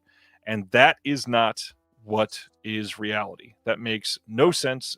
And if you believe that, you should not be a part of this channel. So thank you for unsubscribing and have the day you deserve. But I do want to say that censorship is the problem here. The people that made this need to understand that it wasn't great then and it's still not great, but that doesn't mean that you fuck with the art. Yeah. Period. This is just like the French Connection all over again. And the fact is, if I have to go back and look at a VHS tape from 87 to get the actual version that, you can't give me in 25, come on. That's Yeah. ridiculous. Yeah, and funny enough, I mean, the ridiculous thing going back to the beginning is that this film is already shrouded with that, because the version that most of us have seen is just the US cut, which was already Yeah. cut down from the Australian cut, which is Yeah. ridiculous. Yeah. Stupid. Anyways, Not that's getting enough it about that. either way. It doesn't matter. No, So even if it was perfect, I would still not buy this release. Yeah. Not an anime person, so I don't know much about this, but November 25th, Crunchyroll releasing a steelbook, Blu-ray steelbook of Attack on Titan, the final season. I don't personally understand how it's final season and it's from 2020 to 2023, but I don't understand anime, so good luck with that. I'll have to ask my son. He loves this. I'm the people that I've heard enjoy it, really love it. Oh boy. October 7th from Sony, there's a 4K steelbook and a standard Blu-ray and DVD being released of I Know What You Did Last Summer. We talked about this before because the steelbook was available. That being said, now we got some extras and a release date info. So we got some outtakes and bloopers coming on here, deleted extended scenes, return to Southport featurette on the cast, making of, and that's it. Did you check this one out? No desire. Well done. But This movie was not good. yeah, when I got the announcement about the 4K steelbook and the Blu-ray, I was like, this is for somebody. So I just put it in my story. I'm like, I'll eventually watch it, but I still go back to the first one because I think that's where they should have just stopped. Yeah, absolutely. Yeah, Sibna knows. Next up is another anime that many people are excited about. This is Devilman Crybaby, the complete series deluxe edition, coming from Shout on December 9th on Blu-ray. This is a deluxe edition with a 160-page art book and the clean opening. Not much else on here, but from what I hear, there's a toss-up between whether there will be a standard edition or not. I've heard that this is great, but I know nothing about it. Me either. A lot of anime tonight. I didn't know there'd be a test. Not a ton, and thankfully, you don't need to write in Japanese on the test, at least. Okay, good. Let's go to 1985 for the next 8 or 10 minutes. We've got lots of releases coming of the Back to the Future trilogy, and for everybody that got up in arms about this today, this is a studio. Studios are around to make money off of their films. This isn't going to be the last release of Back to the Future. That's okay. You're not ever forced to buy it. That being said, November 10th on 4K Steelbook over in the UK, there is a collector's edition coming of all 3 of the films. They are not going to have any new bonus features except for this first one, which has an entirely new disc with bonus features. It's going to have 40 years later, reflecting on Back to the Future, Back to Hill Valley, Untold Stories of Back to the Future, and then TCM Classic Film Festival panel and a mystery in history. That also has all of the previously released bonus content with it. The Huey Lewis music video, all kinds of good stuff. The paper extras that are going to be coming with this, as you can see, it's going to have some replicas here. We've got from the film, we've got Marty's letter to Doc Brown from Lou's Cafe, Save the Clock Tower flyer, newspaper articles from 1955, Hill Valley High tardy slip, and even more. And then for the second of the films, the one main thing that I want from this is the Jaws 12 poster, because that's incredible. We've got a original theatrical art together with a whole host of replica props that include the Jaws 19 poster, Sparks Almanac, receipt from the Blast from the Past store, hoverboard design art cards, newspaper articles from 2015, and much more. And by the way, all 3 of these for the UK are housed in one of these like hard box slip cases with the steelbook on the inside. And then for the third one, again, it's no new extras on this one, but they do have Doc Brown's Western Union letter to Marty from 1885, clock tower photo, DeLorean blueprints and design art cards, poster featuring the complete timeline for all 3 films, and more. And then there's a bonus disc diving you deeper into the making of the whole trilogy, but that's an old disc. That's okay. Yeah, lots of stuff coming on these. How many pounds you figure? Each one is about 50 pounds. Which version do you have? I've got the really crappy one from, this is the 40th anniversary. So I've got the 35th anniversary one, I think. It was the white, really flimsy case with 3 steelbooks and like a little tiny piece of foam. It was like not that one. I don't have those ones. I know people love that one. That's not the one I got. Yeah. I don't need anything after this unless, you know, they put something with the out of time license plate included, then I might get that. But short of that, this is good enough for me. Well, maybe you did not click through enough because we're going to be talking about that in just a minute. In the U.S. on October 14th, they are releasing all three of them in a 4K steelbook. This does not have any of the paper goods, does not have any extras. It's just the steelbook and the three films with this weird new art that they're going with. And then taking a break from Back to the Future for just a second, we're going to go back to Back to the Future in just a moment. Full Moon is putting out this Legacy box set. You can you can order this now. This is the Full Moon Legacy box set volume 2. This will have all kinds of stuff here. We got Famous TNA, Parasite, Film Gore, Metal Storm 3D, Swordkill, The Dungeon Master, The Alchemist, Ghoulies, Savage Island, Trancers, and The Best of Sex and Violence. Some notes on these. Famous TNA, Film Gore, The Alchemist, and Savage Island are brand new to Blu-ray in this set. That being said, it's Full Moon. They're going to release all four of those on a standalone Blu-ray in the next 3 years, guaranteed. So if you just don't have those and you want those, wait, you'll be able to get them. The other thing is the Best of Sex and Violence is going to be a very exciting one for a lot of people. This is a brand new 35 millimeter scan from a rare theatrical release print. This is the first time that any film has been scanned for an HD release for this movie. So that is pretty cool. I'm just sitting here trying to figure out what makes it famous. It is famous scenes from movies. Okay. So basically, Mr. Skin Volume 1. Gotcha.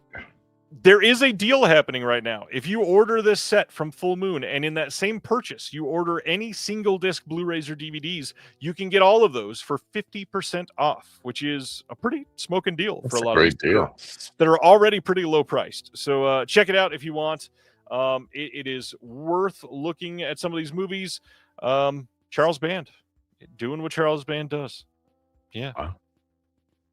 Back to the Future, though. This is that There one it we're talking is. about because Out of Time is viewed here. They also have all kinds of great stuff. So let's get into this. October 14th in the US, there is an Amazon exclusive 4K steelbook of all three films coming.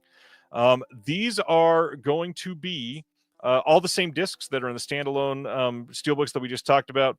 It's got the new brand new feature disc and everything, but then all of the fancy stuff here that you see, we've got 2 bonus discs, a flux capacitor steelbook, exclusive Gibson mini guitar replica, an out-of-time metal license plate, Back to the Future, a visual history booklet, lenticular photo of Marty, Dave, and Linda. We've got replicas from the Universal Archives, numbered certificate of authenticity, and a bunch of the other paper extras that we just talked about on the UK stuff. That is so much. Yeah. Normally, like art cards and all that does nothing for me, but I just picture lenticular card, like as you like turn it, you'll see his brother and sister disappearing. Yep. That's kind of cool. It's a really fun release, I think. That being said, I just said that the other 3 were £50 each. This is up for pre-order right now for $150. That's a lot of money for 3 films, but again, if this is your favorite trilogy, which for a lot of people, it is your favorite trilogy ever. Yep. This looks to be a pretty definitive release of the movies. I don't need to upgrade. I kind of wish I did because that last set sucks. This looks great. I'm good with these. It's like I dropped close to 100 when this first came out. I'm good. Yeah, I'm good. Not another 150 in there. Also, there is this standard edition of all 3 Back to the Futures with the new 4K set and all that with mostly original artwork. They are altered ever so slightly. The big thing here is there's no paper extras. It's just the discs. You do get that exclusive extras disc that we just talked about. Now, this is available for pre-order for $50. Now, here's the thing. After the recent re-release of Jaws on 4K, and the only difference was that extra disc, so you see like Peacock putting out this extra on their channel. Probably not all of them. considering I mean, they could probably do like the 40 years later reflecting back Yeah. thing, Yeah, that's what I'm thinking of. but probably, I mean, it's a full disc worth of stuff. Probably not Yeah. everything. Yeah. But it's cool. This is a good way to supplement if you've already got one of the other things and you're like, hey, I just want something to house the 4Ks easily, or you don't have it and you just want a cheap entry into the series. This is $45-$50. That's a great price for one of the best trilogies of all time. Definitely. All right. Well Go USA on October 28th are putting out a 4K Blu-ray and DVD here in the US of Samurai Fury from 2025. I love that somebody commented, Samurai Fury? Aren't samurais, like, by definition, supposed to not have fury? And yes, that is true. This, if you watch the trailer, this actually looks really great. Very curious to check this out. I just saw my buddy check in, Alex Krieger. It's Alex's birthday. Everybody tell Alex happy birthday. Happy birthday, the August baby. Celebrate. Too many August babies. You all suck. Yeah, you love us all. Too many. That's why it's an expensive month. October 20th, we are getting a 4K Blu-ray and DVD over in the UK from Altitude Film of Project Genesis from 2024. Project Genesis. This is a weird looking trailer. This looks like one of the so bad it's surprisingly interesting movies. Yeah. There's dinosaurs and actual feathered dinosaurs in this movie. So very curious to see what other like sort of scientific leaning intos that they went into for this. I probably wouldn't buy the disc. I would love to stream this and fall asleep watching it. It looks almost like a kaiju of sort. There is a kaiju in the film. I didn't want to spoil that, but yes, there is. You just did. Check it out. Over in the UK, they are also getting some Criterion releases that we announced recently. They're getting Nightmare Alley 4K on November 3rd. House Party 4K on November 17th. How excited are you about that, KB? I'm excited, very excited, and not to correct your guess from last week, it is not a thing to erase ahead. It was a haircut very popular in the time in the urban communities called a Gumby. So kid is wearing a Gumby haircut, but erase ahead is fine too. I'm just a lynch fiend. I'm sorry. November 24th, they are getting Louis Buñuel's L on 4K. And then on November 24th, they're also getting Hell's Angels on 4K. My current pick for one of the best artworks from Criterion over the last 5 years, because it is beautiful. This and The Aviator would be a good double feature because you get to see how it drove him crazy trying to get this movie made after you watch the movie. So that's true. I need to do that for sure. Going to the next one. Never mind, there's not a next one. Let's talk about what's coming out next week instead. Next week, Lost in Space 4K from Arrow, The Two Jakes 4K from Kino Lorber, Salvador 4K from Shout, the Superman 1 through 4 5 film collection because Warner can't count. Steelbook Library set coming back out. Undisputed 4K. I need to pre-order this still. Dang it, that was a pleasant surprise because I never thought that would come out on any higher format. So I was surprised to see them announce we need a like Wesley Snipes from 89 to 2003 revival right now. Thank you. We do. We need like all those films just upgraded to 4K. Please. So many of them got really terrible releases because everybody was like, oh, nobody cares about Wesley Snipes for these 12 years. Let's just forget that. Terrible. Lords of Discipline 4K from Kino, Huckleberry Finn from Kino, Smoke and Blue in the Face, and then Smoke, and then Blue in the Face, all from Kino coming out next week. The Warner Archive sets of the 50 Sci-Fi Collection, Greta Garbo Collection, Errol Flynn Collection, all coming out next week. And that is it as we lean into a really busy period. Next week is like the last semi-slow week before it erupts for September and October. October is going to be crazy. And they're still announced, like, not only are we still getting Vinegar Syndrome stuff announced in October, but like Imprint still has another October release to announce probably tonight during the show. It's stupid what still has yet to be announced for October. I'm It's a not going lot. to make it. I'm not going to make it. Well, speaking of not making it, we're going to try to breeze through our conversation tonight because we've got a Vinegar Syndrome sale that is starting in 45 minutes. No new announcements tonight for Vinegar Syndrome, but there's going to be a lot of out-of-print stuff. And KB and I are tired, and we're going to try to go to bed as early as possible. So we're going to go through our conversation and then highlight some Vinegar Syndrome stuff. If I'm still awake, KB's probably going to go to bed, but I'll hang out with you for a little while. Our conversation tonight is a top 5 ranking of direct to video or direct to streaming films that didn't get theatrical releases that probably should have and deserve some sort of cachet. And that was a long title to put in the YouTube title. So that's not all there. However, this is what we're covering tonight because, man, I love me some direct to video and streaming titles. What about you? I do too, and I see this more as more cinematic love because even within some of the ones I'm going to talk about, there was a limited release, and this was all based off of, like I said, last Friday went to see Highest to Lowest, an A24 film. So here it is. You just had all these A24 films before editing and all this stuff, and they get proper releases and marketing and all that stuff. F1 is another example like that. And then all of a sudden, Spike Lee, Denzel Washington, 2 well-known names. You could literally say Spike and Denzel, 5 films. Oh, okay. But it wasn't a race ahead.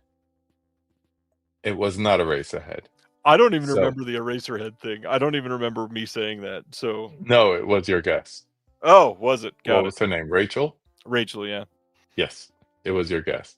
Yes, it was a high top fade. Thank you, Del. Thank you. Anyway, so we had a movie come out based on a Kurosawa movie, based on a famous novel, and very limited release, very limited marketing, just because it's going to be on Apple TV Plus in a couple of weeks. Well, and you forgot 2 of the biggest things. Directed by one of the most important directors from the last 40 years, starring one of the biggest movie stars of all time. And it's Pretty still much. like not only a limited release, like a super limited release. It didn't Hard to play. find. It didn't play, I don't think, any of the major chains. It was mostly like the art house cinemas. And then in 2 weeks, it'll quietly drop on Apple Plus for 12 people to see. That's Watch. Yeah. So my choices are going to be along those lines, and I think I'll mention like two honorable mentions before I get to my top one. Hit me. All right. So number 5, and I actually have it. This one it was released in the cinemas for about a week, 19 theaters, I believe it was, that I looked up, and then it was released a little bit more to 1,500 based on popularity. But I bet you the majority of people didn't see this in the movies, but they saw it on streaming, and we are talking about Snowpiercer. So Bong Joon-ho, Chris Pine, I remember watching certain scenes and saying, this plays almost like a video game. Excellent cast. I mean, some of the other people in there, you have Tilda Swinton, excellent. Jamie Bell, Octavia Spencer, and then you have Ed Harris, kind of like in the final boss kind of mode. But if you don't know the story, dystopian times, everything's frozen over, survival taking place on a train, and you instantly have a caste system. So people from the back are trying to get to the front. So it's great. And I was happy to pick up this Amazon exclusive just to get the 4K. But I've had it on 2 formats so far. So I love it. I revisit it quite often, and it's a good one. I love this movie. I've introduced people to this movie many times because they're like, "Is that Captain America?" I was like, "Yes, yes, it is." Is that Captain America? Oh boy. I have to be honest. I still have yet to watch Snowpiercer. I am saving it on purpose. I'm supposed to watch it. I think it's next month. I have to check the schedule. I'm I watching might it for have a another Blu-ray show. for you if you don't have it. I've got that 4K. I bought it knowing Oh, that I was gee. going to have to watch it for this, so I've got it ready to go. Just Okay. waiting for a moment for another show, and so I will be watching it soon, and can't wait because I love Bong Joon-ho. I think he is Yeah. genuinely one of the more interesting, is probably the best way to say it, filmmakers of the current time. I don't necessarily think he's the best. I still think there's a handful that are just remarkable. But this is a filmography that has literally some of the best movies from the last 25 years. Yeah. So Dynamic filmmaker, and of course, a lot of people have put Parasite in their top 25 of the last 25 years, including me. And what's funny is Parasite, as great as it is, I still think it's my third favorite from him. And he's like one of the few directors that you could say just pick any random movie from his filmography is my favorite. And Yeah. there's genuinely an argument to make for that. And Yeah. most people would be like, okay, I get that. Yeah, it's valid. How about you? My number 5, and I'm going to get out one piece of recency bias because I love this movie. It's way too recent, but also I love this filmmaker, and I'm embarrassed that his last 2 films have been stuck on Netflix only, and that is Jeremy Saulnier's Rebel Ridge.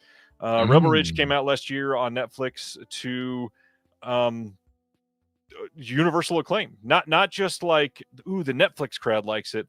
Critically acclaimed.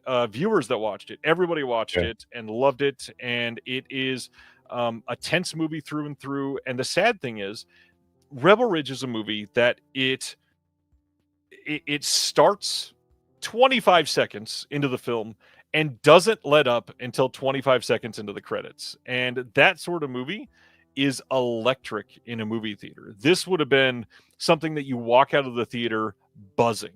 Yeah. I still cannot get over how much I loved pretty much all of the performances in this. And if that, is something that you just say about a lot of these films, yes, I get it. That's not something that is a universal praise, but it's really easy to go to for many of these.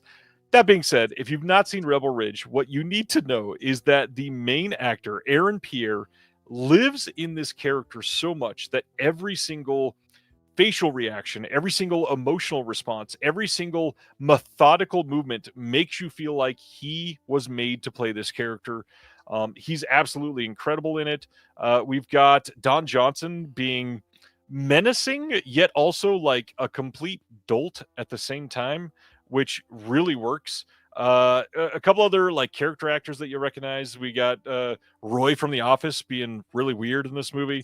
But that being said, Rebel Ridge, fantastic story. One that if it played in the theater, I feel like it's one that they would have not necessarily been like a limited release, but it would have opened to like 5,000 screens in the first week, and then the buzz alone would have probably got that like a triple viewing of that on the next Yeah. weekend, and it probably would have grown even better because Rebel Ridge is remarkable. It's absolutely incredible. Yeah. I remember you telling me about that, and I was like, "Oh, I'll put it on the watch list," and I still haven't seen it. But now that you bring it up again, that means I just got to watch it because I did that last week. After 9 years of people telling me you should watch this movie, I finally watched Sing Street, Nice. and I'm glad I didn't make it to the 10-year anniversary and say I still haven't seen this, but pleasant surprise. I really enjoyed that movie, so Good. I'm gonna take your advice and watch it. And yeah, Don Johnson has been getting some scuzzy roles lately and doing it well, which is kind Doing of it real scary. well. It's like he was born to play those roles, and they're all the same Yeah, roles. yeah. Racist, Far, weird old dude. far removed from the Crockett days. Yep. Kind of scuzzy there too, but All right, sir. Number 4. I'm pulling an audible and I'm moving my number 3 up to my number 4. Ooh. This was a movie that when I heard it's a sequel, and when I heard that they were bringing it out, it was going to be on Netflix instead of movie theaters, I was kind of like, really? because the Thanksgiving or two before, I saw it in the theaters, and a lot of other people did. And I'm talking about, I don't have physical media to show you because there isn't any, Glass Onion, a Knives Out sequel or a Knives Out story, whatever they call it. Mystery, I think it is. Yep. It's just relating it to Knives Out. But once again, excellent cast. It's not going to hold a candle to the first one. It cannot. No. But it was enough to keep you interested. It's enough to kind of give you that continuation, kind of almost like Agatha Christie for the modern times, jump from one story to another, mystery to another, different cast. And that's the way that Ryan Johnson is doing these things. I don't know if he's lining up for another one, but my friend Huck is currently doing a challenge about movies with just one sequel.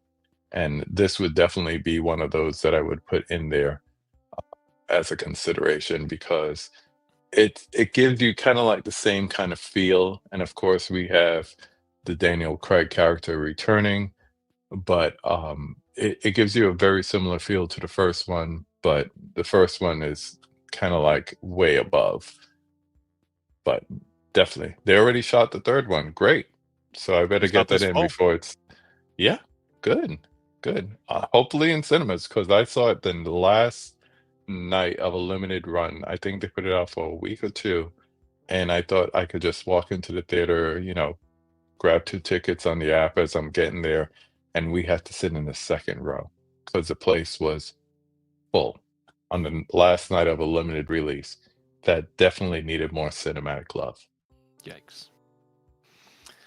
Yeah, good movie. I agree with everything. Obviously, not the first. It's not going to be the first because that first movie was lightning in a bottle. Mhm, That being said, it's great. It's very different. Love the chaotic ending that they went for with this one. mhm. Love the our main character at the end just being this wide-eyed, completely taken aback character who is so on it for the rest of the movie. Edward Norton was great in this movie. Yeah, I was just thinking of it. Ed Norton was so great in that. Yeah, this is a good one. I'm stoked to see what the third one is. I think it's hilarious that Daniel Craig went from Bond to calm, subdued, Like random accent, mystery man. Yeah. Kentucky Fried Chicken accent.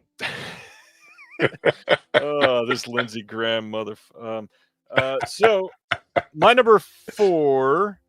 My number four is the only other one that's sort of like really focused on recency bias. So I'm going to throw this out here because I was going through my list and I had I had 3 fighting for this spot, and I chose this one because I've talked about the other 2 in the last like year on the show, and I've talked about Mhm, this one once when I watched it on this, but not since then.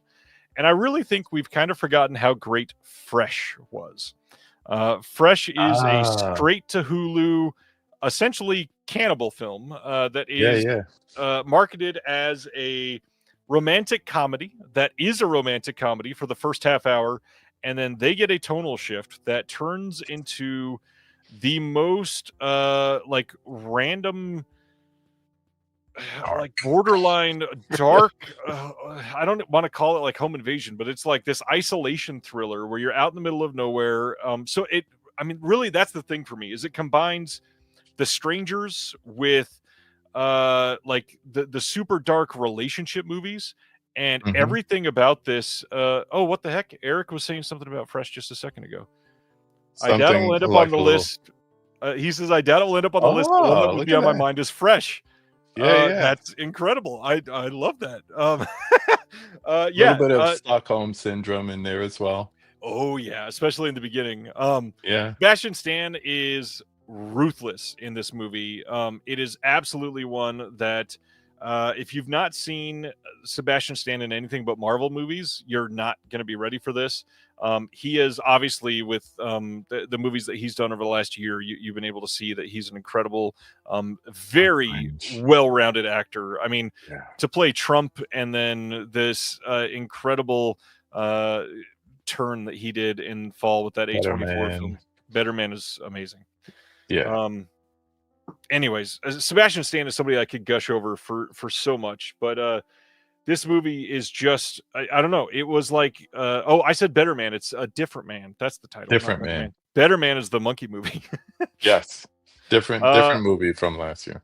so the only thing that I would say about Fresh is I feel like it had lost its steam for about the last 5 minutes of it. I really wanted a different tonal ending, and it's not necessarily even a bad ending. I just, for some reason, wanted something just elevated slightly. I really enjoy everything about this movie. Underrated, underseen. I feel like it dropped on Hulu before Hulu kind of became a bigger streaming service, so Yeah. it got Yeah. forgotten. Yeah, give us a release of Fresh, please.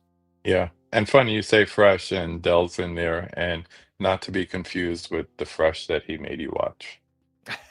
True.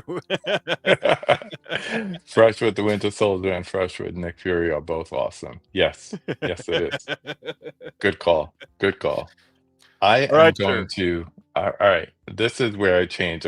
I'll be right back because I'm just going to go and pull it off my shelf because this one I do have a copy of. Shrouded Eh, in Mystery. This was a movie that I did not watch on Netflix all these years, and then it disappeared, and then it got a physical release, and I still didn't get it. And then people started putting it on their year's best list, and I think you were one of those people. And I said, I'm gonna blind buy this and watch this. And when I watched it twice in one night because it also had a black and white feature. I am talking about Hush. This is so good. Hell yes. This is so good. I love this movie. In Flanagan we trust once again. Have a good night, brother. Uh, this home invasion is my favorite subgenre of horror movies, so this was right up my alley. And Hush, that's all I got to say about this because it, especially the black and white version. I watched the color one in the basement, and then I went upstairs and I told my wife about it while holding this in my hand. And I said, I want you to see it. And she's like, okay. I was like, no, I mean, like right now, there's a black and white version on here. And I'm just going to throw it in the player here in the bedroom. And we're going to watch it right now. And she said, "Oh, okay." She could have been like just getting ready for bed or whatever. I don't know. But I threw it in and we watched the Shush version, which plays totally different, not just because of the color aspect, but also the way it sounds with the score being almost muted itself and everything. Yeah. So it's almost like two different approaches to movies. And I think the last time I felt about like a black and white was probably Logan, Fury Road, but definitely no, Logan definitely.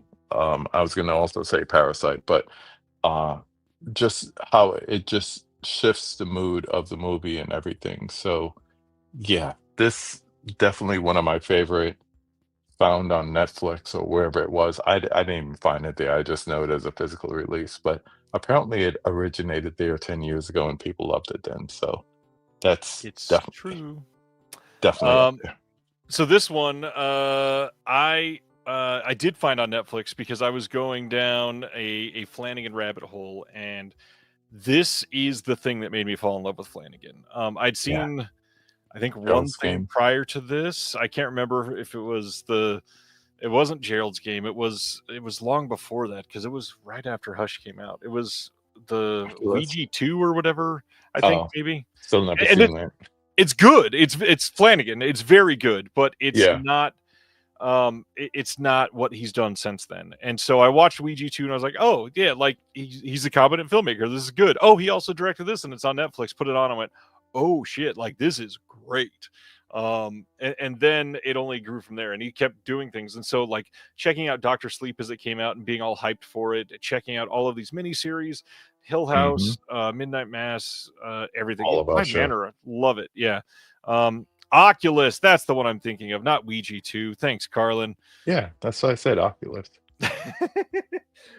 Yeah, it's a great movie. If you still haven't seen Hush, please check it out. It's Yeah, and physical media collectors, I am not a shill for Scream Factory in any way, but this is a great, what is it, 3, 4 disc set? I think it's 4, yeah. Yeah, but definitely great. Both of them on 4K, both of them on Blu-ray.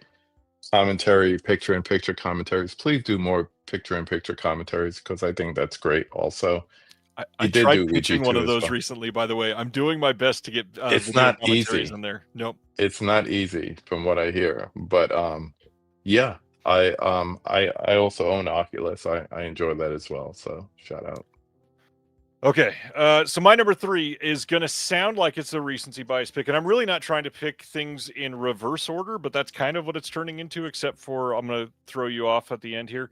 But all of my stuff is past 2000. I'm sorry, I wanted to go back into like 90s DTV stuff, but I just would have talked about Tremors 2 for 45 minutes, and that's not fun. Um, And me so, with the Lion King 1.5. So yeah, I understand. What? so That was great. That was it is a it is great very follow-up. very good. Better than Simba's Pride.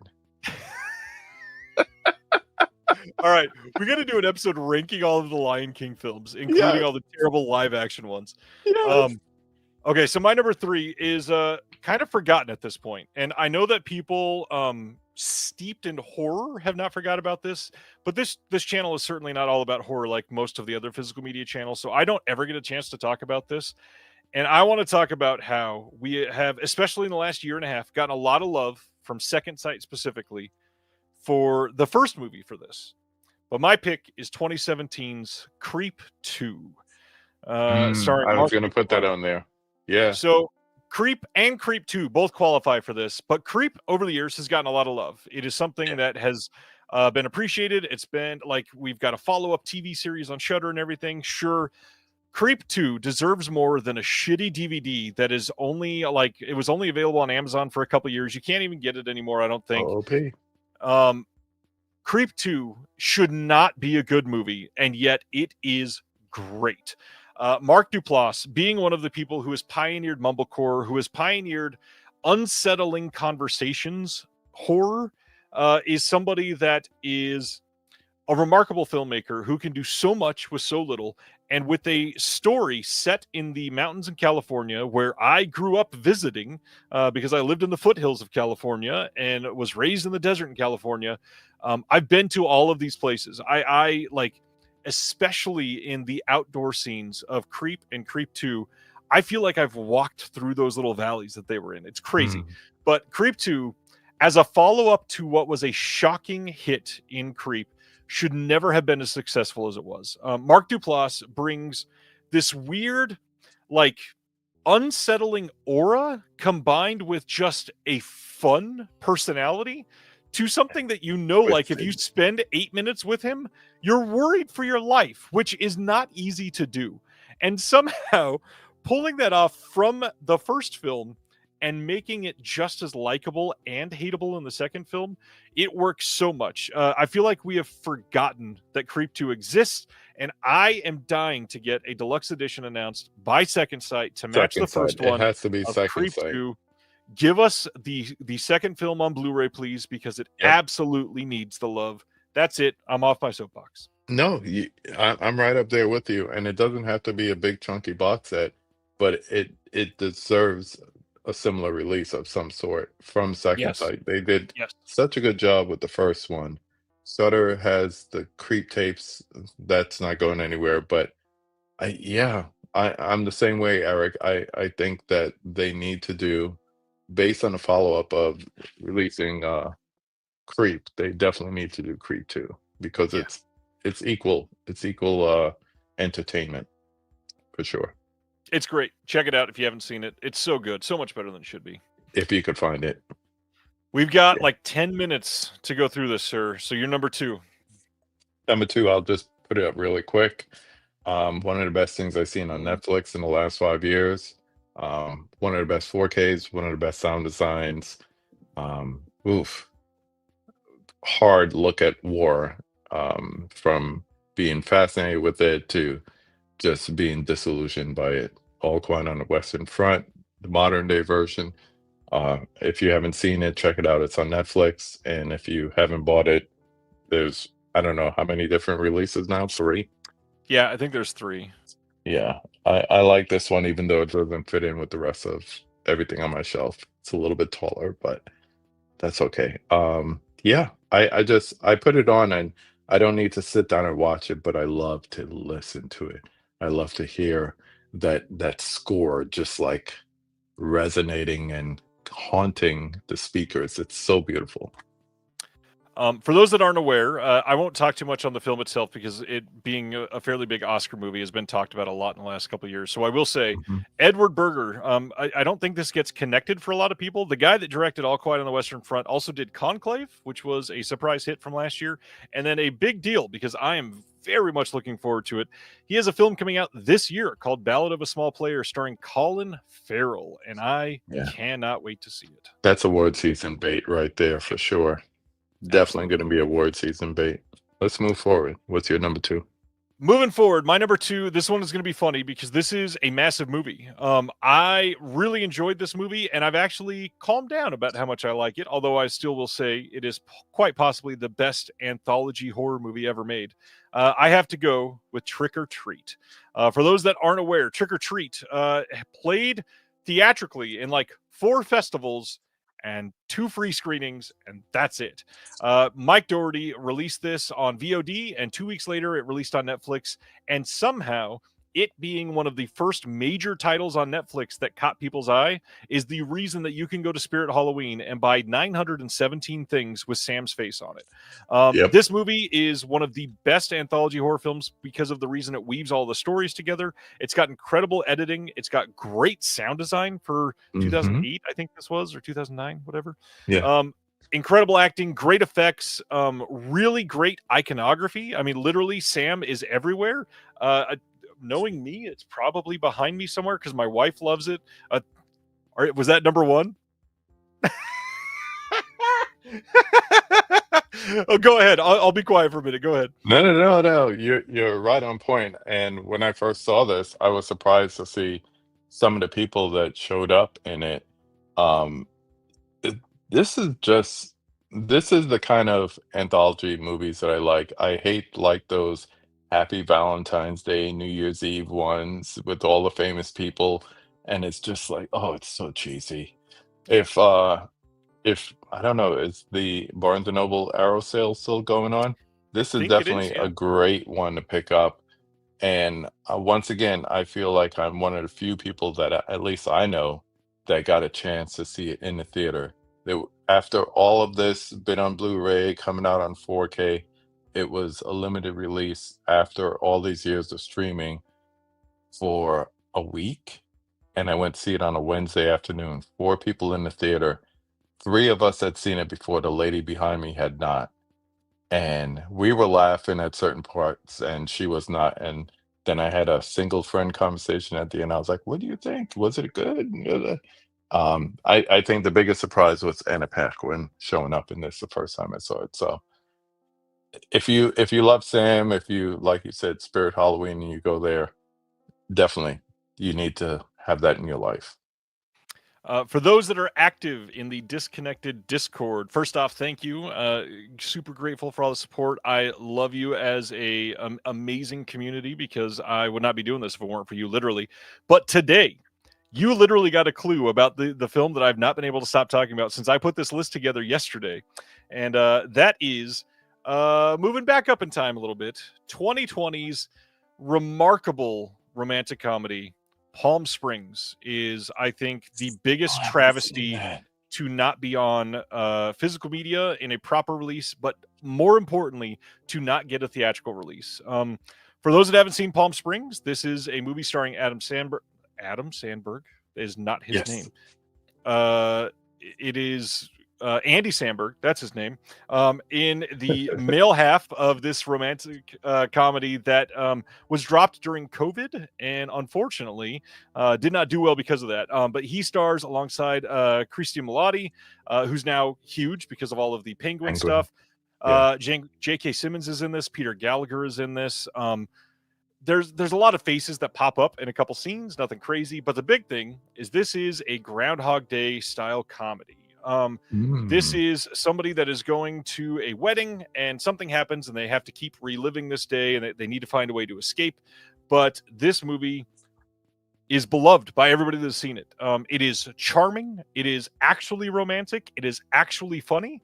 And the biggest thing is the way that they approach the Groundhog Day aspect of it is surprisingly rooted in proper sci-fi. And that is very rare in a trope that since Palm Springs has come out has become very overdone. Palm Springs is genuinely one of the best modern love stories I think that have ever come out. And what's funny is it doesn't even feel like a love story for most of it.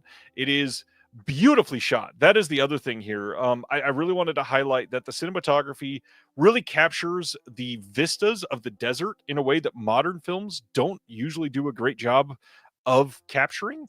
And Vegas, for somebody that grew up 2 hours away from Vegas, went to Vegas quite a few times, there is a lot of stuff that if you were never in the desert is beautiful. If you live in the desert, you hate it. And somehow being gone by the time that I watched this for 7 years, seeing the way that they captured the scenery in this, it made me like really dive back into the days where I used to go hunting in silver mines in the mountains in California. And it's just a starkly colorful movie, which is really weird in a very brown set scenery. Sandberg here is brilliant. This is basically a movie made by the Lonely Island people, and they did everything they could to make this a smash hit. I believe it played at Sundance, and then this is one of those things where they went and like they bid $1 and they were able to buy their own movie and distribute it themselves, something like that. But Palm Springs, genuinely a lost and forgotten gem that was dropped on Hulu even earlier than Fresh, which means hardly nobody saw it, and it is still languishing. No physical media. I, of course, have had a bootleg for like 4 years because it's one of my favorite movies of all time. And if you still haven't seen it, get a Hulu free trial. Watch this. Just find a way to ingest it. It is worth your time, worth your energy. Andy Samberg and Melody are beautiful in this. Okay. So those two movies, I promise, before I start my horror film franchise marathon, I will watch those two films because I still haven't seen it. And I keep saying that, oh, well, I didn't have Hulu. Well, I have Hulu now. And oh, it's probably going to come out soon on physical. It hasn't. Yep. So I definitely want to check it out. I know we need to switch gears, but can I give like 2 honorable mentions and then one that really surprised me to find out? Take your time. We went through that faster than expected, so you can have like 5 minutes. Okay. Talking about movies that came out during COVID. Soul, a very underestimated Pixar Disney movie that deserves a lot more love. I was happy to see that recently they put both that and Big Red in theaters for a limited time because it needed theatrical release back then. But great story. I'm a big Questlove fan. He was associated with the film as well. It really tells a story of lost dreams, and a lot of people who are in different stages of adulthood definitely kind of suffer with that, especially if you stay associated with what you wanted to be. Like if you wanted to be a movie star and you stay associated by, working at the Academy Museum or something like that. So you caught that too, huh, Stan? Oh, that was funny.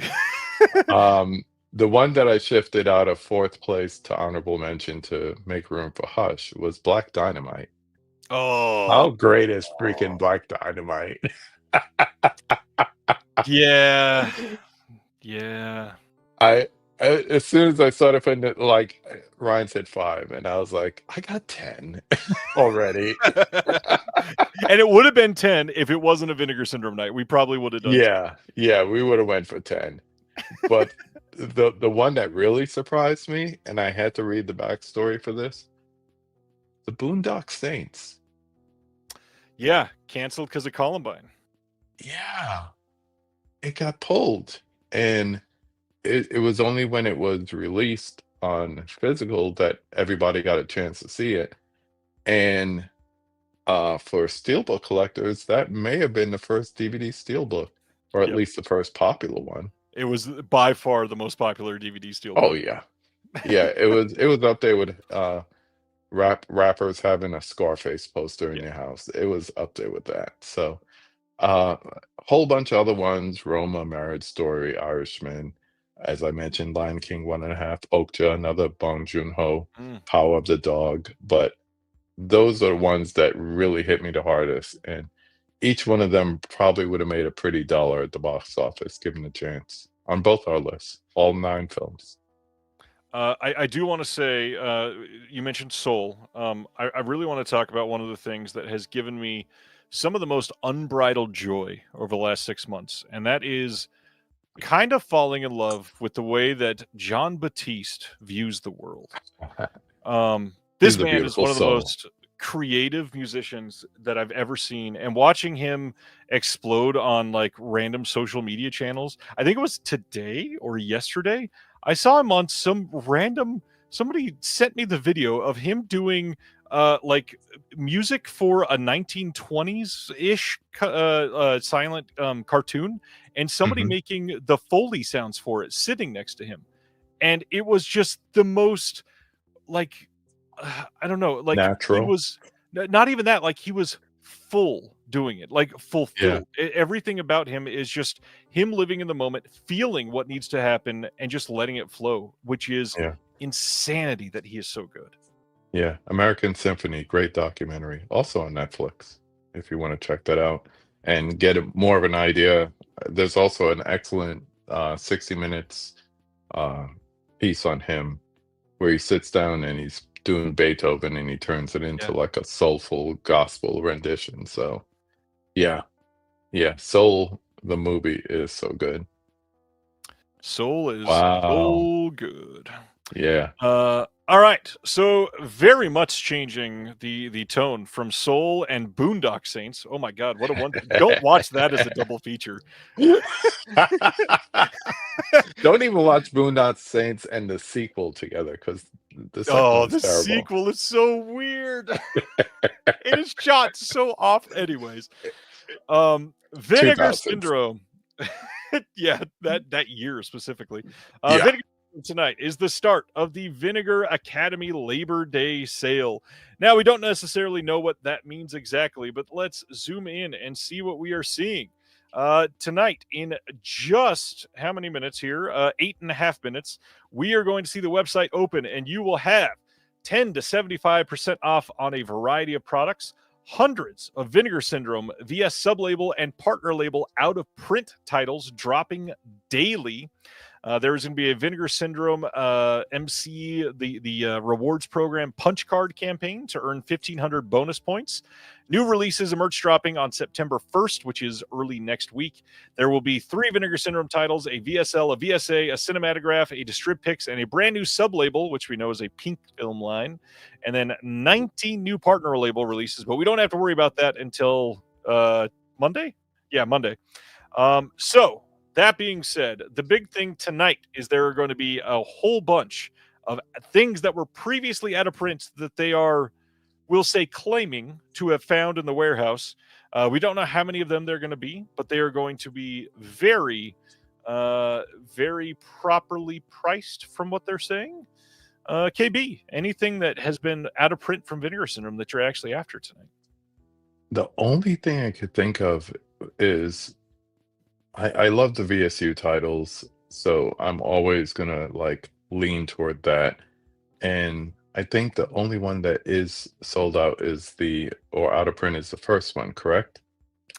VSU On 1. VSU, no. Showgirls is also sold out. Well, I got that already. Well, sorry, the disc is available. The big hard metal or Yeah. box with the metallic clasp, but not metallic, magnetic. That's the word. Yeah. That one is out of print. You are tired. I'm exhausted. I've been up since 4:45 a.m. God It bless is you. very late. But We got yeah. a question. Are the daily drops occurring at midnight each day, or will they be noon? They will be at noon every day. They will Mhm. be at noon. Now, one of the things that I've seen people talking about is this VSMC. I'm zooming in the wrong window. Let's go over to this one. VSMC punch card campaign to get bonus points. So essentially, you have to spend $30 every day, and at the end of it, you'll get 1,500 bonus points. That's not a ton, in my opinion. You're spending $30 every day to earn $15 worth of points. That being said, it's nice to have more points. Nothing wrong with that. If you're going to spend the money that anyways, then you'll do it. But Just break it up. one thing to warn you about: the $30 has to be done at once. So you can't buy a $10 title, check out, and then buy a $20 title and be good. You have to do it in one transaction. So every day, one transaction of at least $30 every single day, and that will earn you 1,500 points at the end of it. That's pretty cool. And by the way, 1,500 points, exactly how much you need to get a VSMC slipcover. The VSMC slipcovers are the new version of their out-of-print slipcovers that they're putting out there. It's now got the branded gold foil on the side, branded with their VSMC logo and all that stuff. And what they have said is that all of them that they have printed before will be available tonight. They will be available tonight, every single one. So if you want... Bloodhook is probably the rarest of the regular slipcovers, and now they will have that VSMC version tonight for 1,500 points.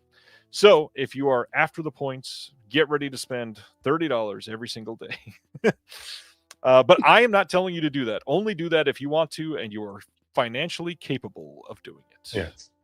In today's economy, please be financially responsible. I would be extra excited for people if they had some of the lenticular slipcovers they've done, because those have been out of print for a long time. So your Jack Frost, your Rad, or my favorite, Demon Wind. Demon Wind, bad movie, fun time though. Love that movie. I have a screen-used finger, literally, from the film over there on my shelves. Yeah. Check it out. Those might be good ones to look for. I'm very curious if they'll have out-of-print box sets. Things like Forgotten Gialli Volume 1 that has been out of print for a long time and very pricey. Yeah, I know some people that still want that. Yes, quite a few people. Yeah, what are you all after in the comments? What is, if you're getting one thing tonight and it happens to be in stock, what are you going after? Now, the big question, with them labeling it the Vinegar Academy Labor Day sale and the iconography that they've used leading up to this, people are speculating they're going to have a lot of Vice Academy, the VSA 1, 2, 3 that they've had that's been out of print for years at this point. And if they do, that has been, like, I've seen that sell for over $200. That will be crazy if they have that. It's crazy. Couch Demon also Wind. likes Demon Wind. That's nice. Of the Avatar. Yes. Is Vice Academy even worth it? I think most people would say no, Carlin. That being said, if it's literally retail price and it's like less than $40, it's probably worth it. I mean, it's 3 films. That's not bad. Ooh, limited I can't say Red Rock West. I mean, that is a tough title. Yeah, that's a good one. Because Great that movie. went quickly. Yeah. Yeah, I'm very curious to see what people are going to jump on tonight. If anything, I mean, I think a lot of people, self included, is like, okay, so we have the Black Friday stuff that we're still waiting on, and will this be another order that we're waiting on? This most likely will come before everything else Right. that we pre-ordered. And that's, I know this is about to launch, and I'm not trying to make this moment cynical or anything, but how does everybody feel about all of these Vinegar Syndrome sales? It used to be we have 2 every year, and then they made a big deal about launching a Valentine's Day sale for their adult titles. And now, since then, there's like 6 big sales every year. And at that point, it's hard to get excited because it's literally every other month. Yeah. I normally stick to like the halfway and then the ones at the end of the year, but the rest of them, it's kind of like, I don't know, you feel like you're kind of like filtering through to find like 1 or 2 good things, and then everything else is like, Yeah. So like if they have like a sale on like ETR titles that bring it down to like something ridiculous. Is he talking about the Vice Academy titles? No. He's talking about the sales. I was laughing because the ETR media stuff. If they bring those down to like 250, I would still some of them would still not recommend that you buy them. Yeah. I like the documentary ones like Final Nation and all that stuff. Those are fun. But it's not fun at a retail price. It's good when yeah, the same thing. It's better when you could catch it on a good deal. So it's a matter of like just going through and finding the ones that are like at that price. Yeah. Less than a minute away. Yes, sir. I'll be refreshing starting in about 10 seconds. Everybody just stop and let me refresh. It'll go really slow. Normally, it doesn't open all that soon, but I think it was last November, or maybe it was May even. Everybody in the chat was like, "It's open, it's open, it's open." And I don't know what it is. Like, I'm not even after anything. All of the out of print stuff that I'd want, I have, but I'm still kind of excited. I like sales. Yeah, something about it. I All think right. the ones that like I said, the ones that I want are like VSU titles that probably won't be on any sale before November. So I could really wait. Like I said, the other day, I'm trying to Here we like go. conserve on the money. And They've then I got say that I'm gonna be like, they've got Bio blessed. Zombie back in stock. They've got Bat Pussy. Are these just partner? Oh no, Dirty Work is back. Cloak and Dagger, Burning Paradise. Recommend that one if you haven't seen it. Man, there's some good stuff here. Effects 4K, good disc. Forgotten Jolly Volume 7 is back. Freeway and Freeway 2, Her Smell. Man, there's some good films in here.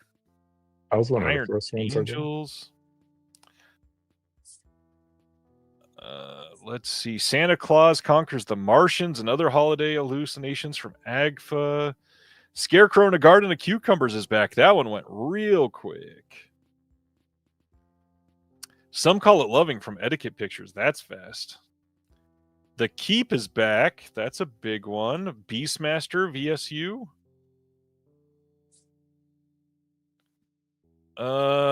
If anybody got Vice Academy or something, if it was there, tell me. I bet that's one that they'll hold and release later. Oh, that's just the frequently asked questions, darn it. All right, so this is their homepage. Anything new here? Well, I see that Dirty Work one that was out of print is back with the hairy cover. Yes, sir. Your favorite, right? Yeah. I want that on my shelf. Her Smell was probably one of the first ones that I got. There is a brand new Vice Academy 1 through 6 VSA available, and they have shown it. Wow. The Keep, a lot of So- people wanted that before the other release came out. $35 is a good price. Oh, this is a big deal. So VSA had previously released Vice Academy 1 through 3, and it looks like they've also got 4 through 6, which was somehow believed to have been locked with Culture Shock releasing. But now we know that they've got all 6 in a box set, and this is a big deal. That's pretty cool. Good God, that's going to be a fun release.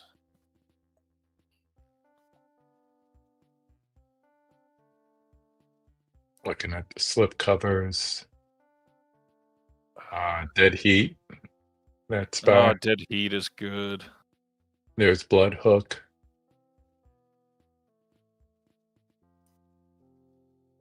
What else? You will know some of these better than I do. Undertaker. Candy Snatchers. Candy Snatchers. That's a great one. I like that one. Eric, you are correct. The Keep is not a great movie. It's a great soundtrack, and it's a great idea for a movie. It's just never what it could have been. People were hopping at it like it was the next comic. Okay, so as far as discounts, what do we have? Big World Pictures for $750. Jeez, that's cheap. Adjust Your Tracking from VHS Hitfest. That's a good one. Mm-hmm. Johnny Ryan paperback book that's on sale for $45. That's a sale price? Good God.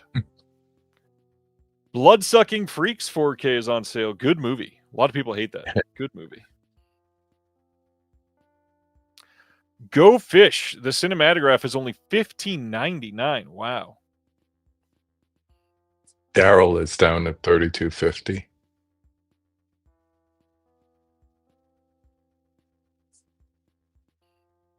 Slash from Frankenstein's 40, still kind of high, but considering it was 80. Right. There you go. Forgotten Jolly, Volume 1, $24. That is just the standard edition, I'm assuming. I'm opening it in another tab. Yeah, no box on that one. Oh, did they I didn't check. Did they bring Existens back yet? This is one I've been curious about because this has been not necessarily out of print. Okay, it's still sold out. How is there no standard edition for Existens? What is going on? That's so odd.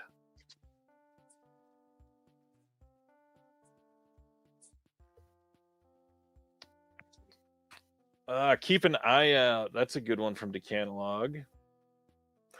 Killer Condoms on sale for only $22.49. Nice. I just saw that. Great That movie. That Genuinely great movie. The Mark of names the alone Devil. of the characters. Yes. Yeah. Mark of the Devil is another great one. Yes, that was good. I watched that. No Resistance. Definitely recommend this one. SOV from 94 from Saturn's Core.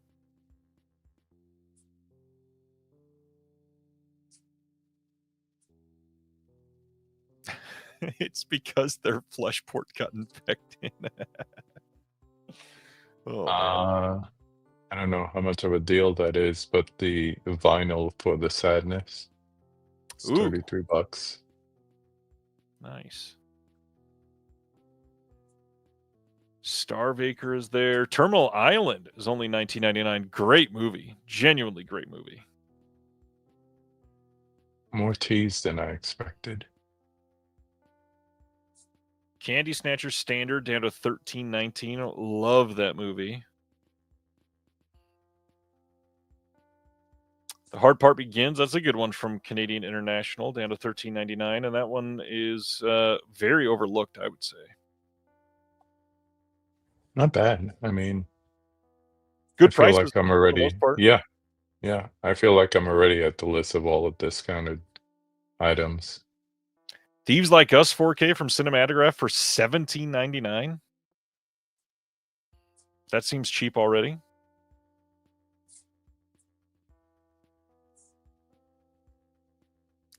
Lots of shirts are back.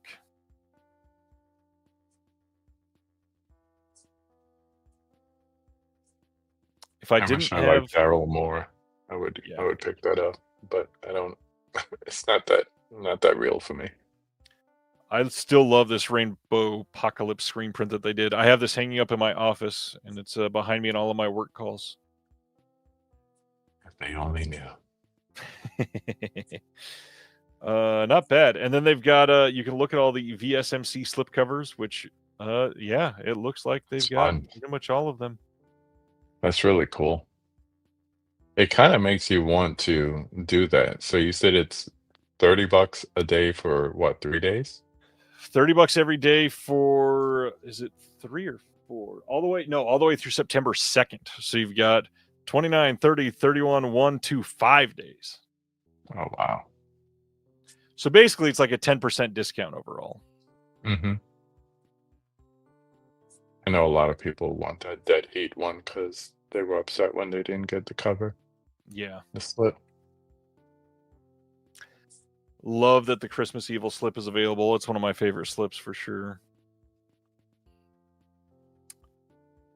Over on Melusine, don't forget stuff is on sale as well. Can't show most of this. I can look at it though.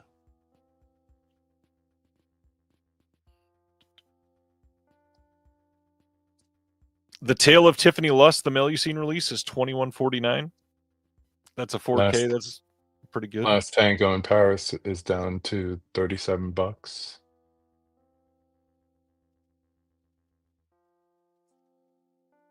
The hardcover Brigitte Lahaye book is back over there, and it's for $31.50.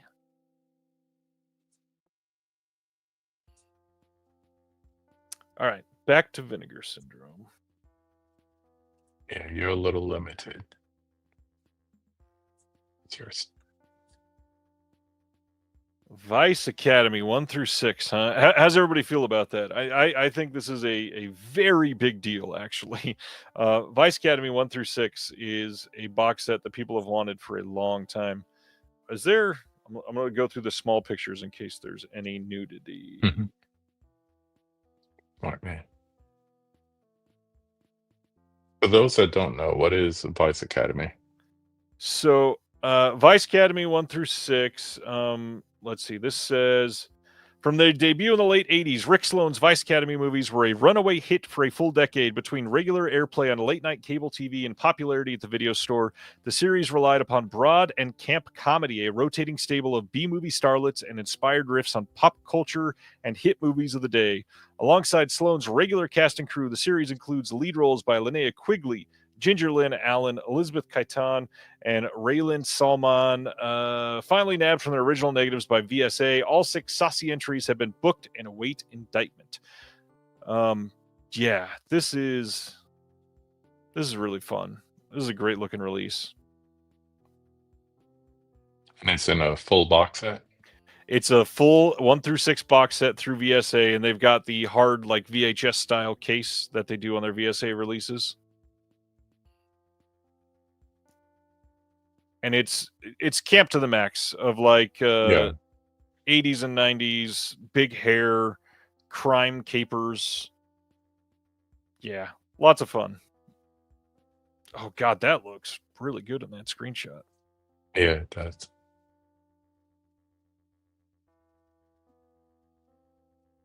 Wow, that looks quite good restored. For many people, this is genuinely like a dream come true release. So I'm stoked for people. Stan is asking, will these items ship immediately? They will ship at the end of this month. Or end of September. Sorry, not August.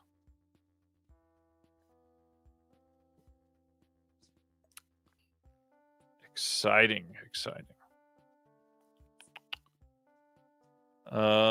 Jack has only seen 1 through 3, but they are charming. Ryan says, is it a coincidence that I'm only seeing there are 69 out of print releases for sale? Maybe. Yeah, Gleaming the Cube would do so well for them if it showed up. Yeah. Yes, Jeremy, you can get any VSMC slipcover. So are you going to get all of them? Danny got Vice Academy. Nice. The transfers for Vice Academy 4 through 6 are terrible. I'm very excited to them finally looking good. And 4 and 5 looked way better than I expected there. Because, yeah, 4 through 6 have always looked pretty bad. Shanghai Triad for $21, says Patty Boy. Nice.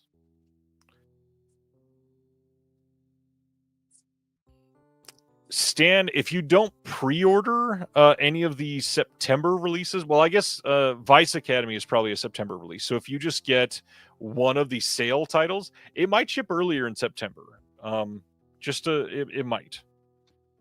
Not entirely sure. But yeah, don't forget, out of print stuff will be dropping every single day at noon. And so you've got stuff that you can come back for every single day. Yeah.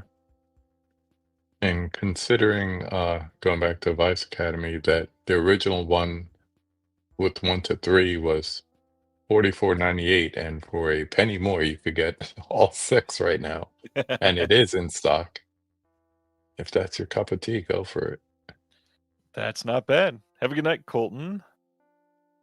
Terry just picked Night Train to Terror and then got Miss Magnificent out of print from Melusine. Thank me for the blue upgrade before the end of the year. Ooh, nice. Yeah.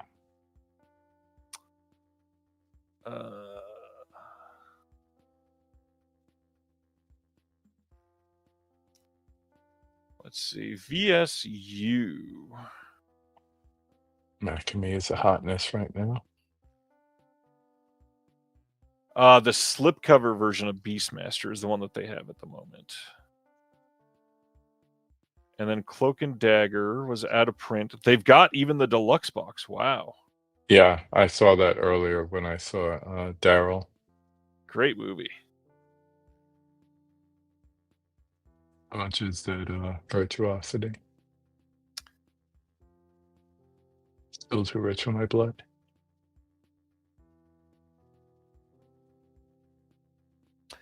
I have Virtuosity. I have skipped Congo, Golden Child, and Mac and Me. I will definitely not be buying Mac and Me. I may go after Golden Child and Congo eventually.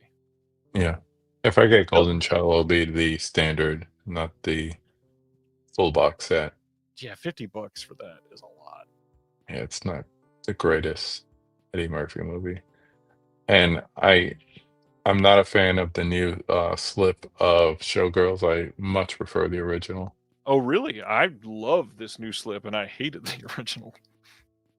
Maybe because it was a tie to like original poster art and all that stuff. Yeah. Trying to remember what else. Scarecrow and the Garden of Cucumber sold out already again. Yeah, that was fast. Tyler, if I don't get Mac and Me, Paul Rudd will be sad. I mean, he's happy all the time. He deserves a moment of sadness. Yeah. Tell me you'll buy Halloween 6. Yeah, I already own like 3 copies of it. We're good. Oh, Drop Zone. That was the other one. I wanted to see if that went on sale. Drop Zone.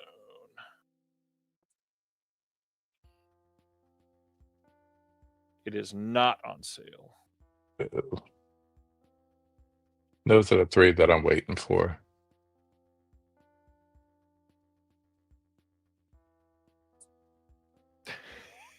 Stan, tell us how you really feel.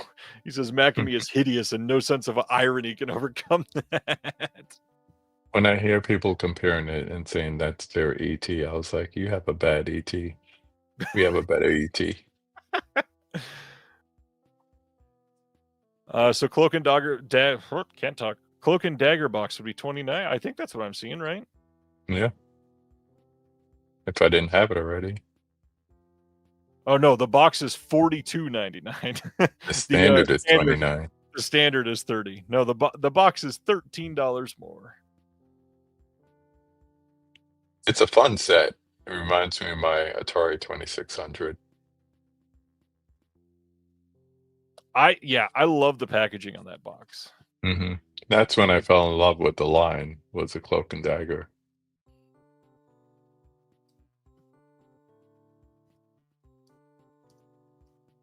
I would say I would have to go. Let me go back to VSU. I've now stepped away from that page like 4 times. Wait, oh no, it was definitely not the second VSU because there was also Six String Samurai. I think Six String Samurai was second and Cloak and Dagger was third. So I'm not a Beastmaster guy. I don't love it, but I think Cloak and Dagger was the very first like excellent prestige release of this line. Mm-hmm. Yeah. So Six String is the one that's out of print. Yeah, Six String is fully out of print. Although, I mean, they could drop it tomorrow, and it's Six String Samurai. It was hard for them to sell that for years, so it'll probably be back. Yeah.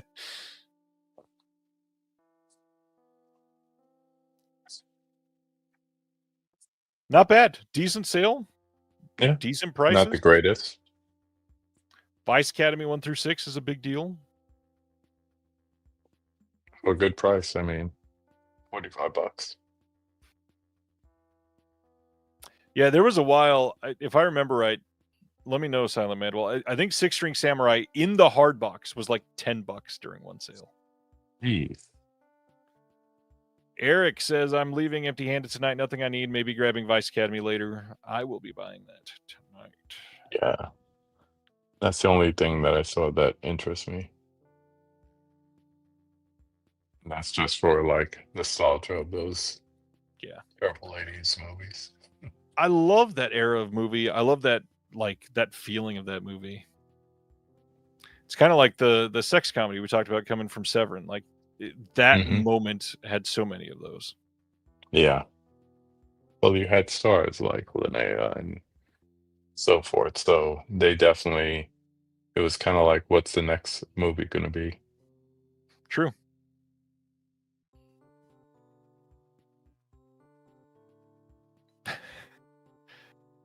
Okay, he says, yeah, it was $10 for that VSU, and he would not have paid full price. Makes sense.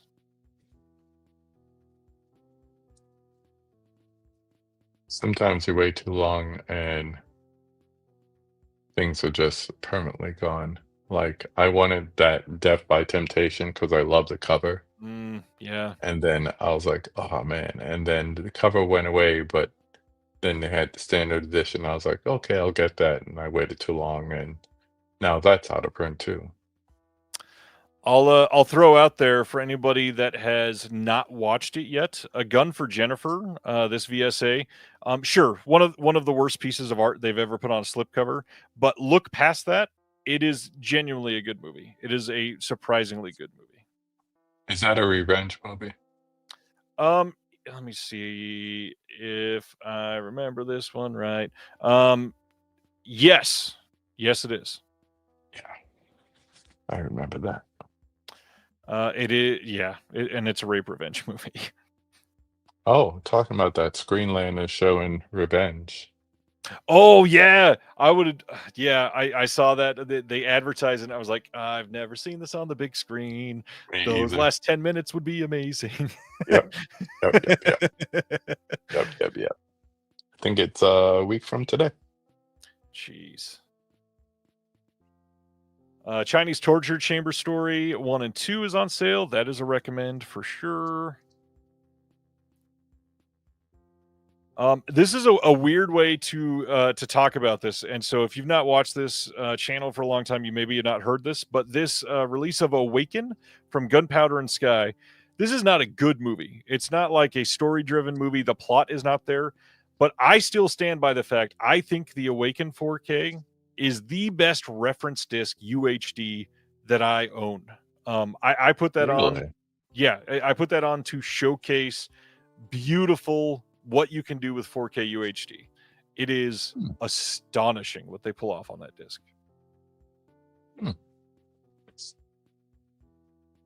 So we're talking visuals here? Visuals, and then let me read again how they frame this, because I think it's like a documentary of sorts.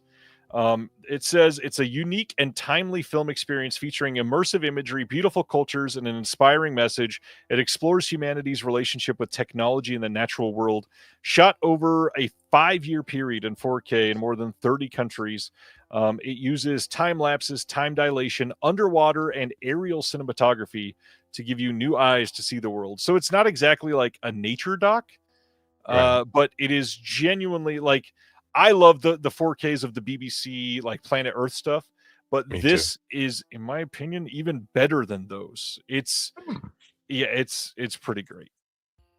I don't like watching Baraka. If you ever did that. And Eric Vincent says it's like Koyaanisqatsi meets Baraka. Okay. And I would dig it. I love that. I know that you did not mean this as a dig, Gary, but man, does it sound like it. It's like Koyaanisqatsi, but without a lot of thought behind it.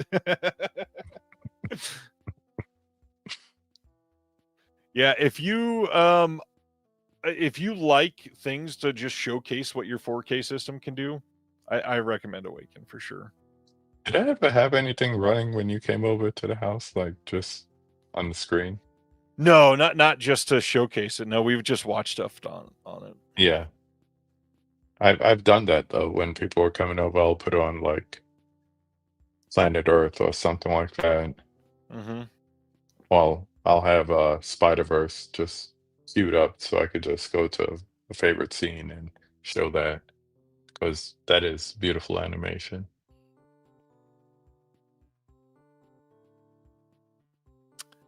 In the Discord, we had Josie just said, if a titles page is missing from the Vinegar Syndrome site, that means it'll likely be a part of the out of print stock that shows up one of these days. So if something has been out of print and you've been after it, check to see if it's listed. If it's not listed in the out of print section, it'll likely show up eventually. Oh, Six String Samurai is not there. I'm not surprised. Mm-hmm.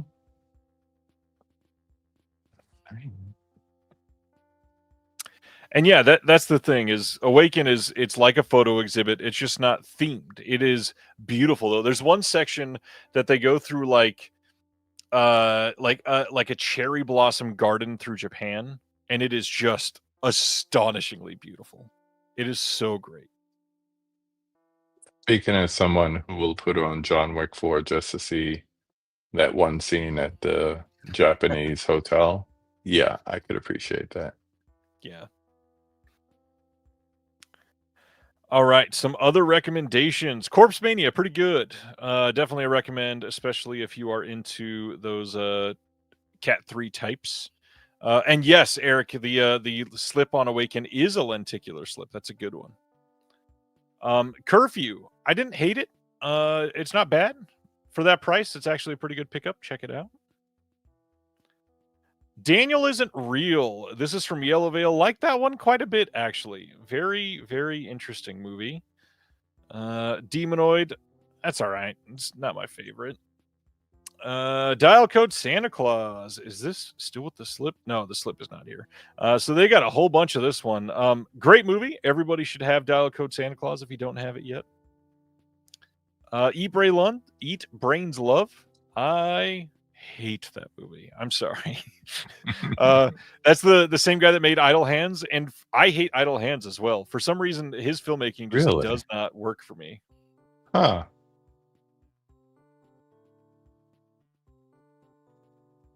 See ya, Brian.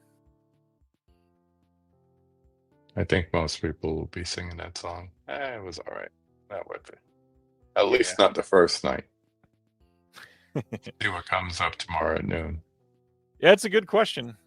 Some of these are pretty decent prices. I really need to see Journey to the West from Connie. I've heard that it's very good. Same with How to Be Loved. I've not watched this Haas yet. All right, I put Awaken on my wish list. I'll see what happens tomorrow. Nice. Kid Candidate. Not the most exciting documentary, but for some reason it really worked for me. It's a very hopeful documentary to watch in a time like we're living through right now.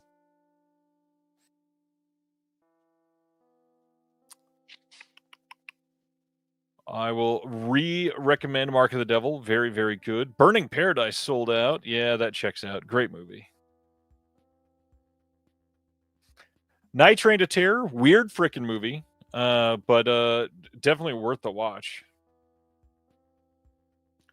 Primal Rage is a fun one. I still can't believe they did that on 4K. It's wild. Reservoir wants to know if the kid won the election. I can't tell you. It would spoil the whole movie. You gotta watch it.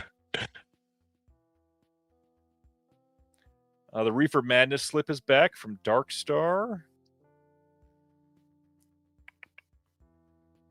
So, they have a lot of these Vice Academy 1 through 6, over 2,000 left in stock. Well, So yeah, if they you're on printed the a fence, ton of them. yeah, if you're on the fence, you got a little while to wait. It's limited to 6,000. Many, many left.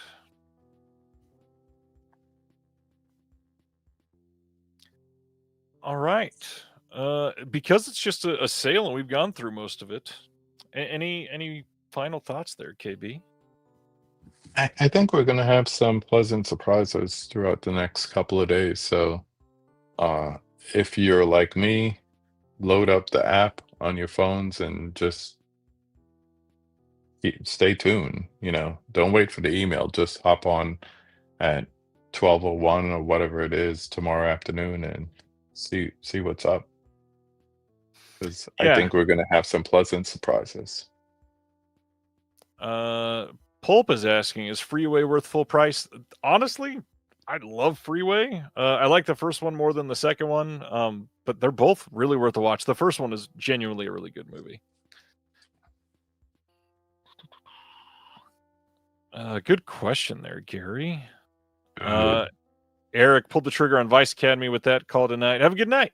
We'll talk to you in the Discord tomorrow, Eric. See ya. Yeah, it's going to be interesting to see how the next 4.5 days play out. And then that's the hard part. Don't forget, in 3 days, we're getting like 26 announcements or whatever. There's so many. I don't even know. Like, just prepare yourself. Not only all these sale prices, not only out of print stuff coming back, all kinds of stuff coming in September, coming on Monday. Yeah. Any questions on titles that are on sale in the chat?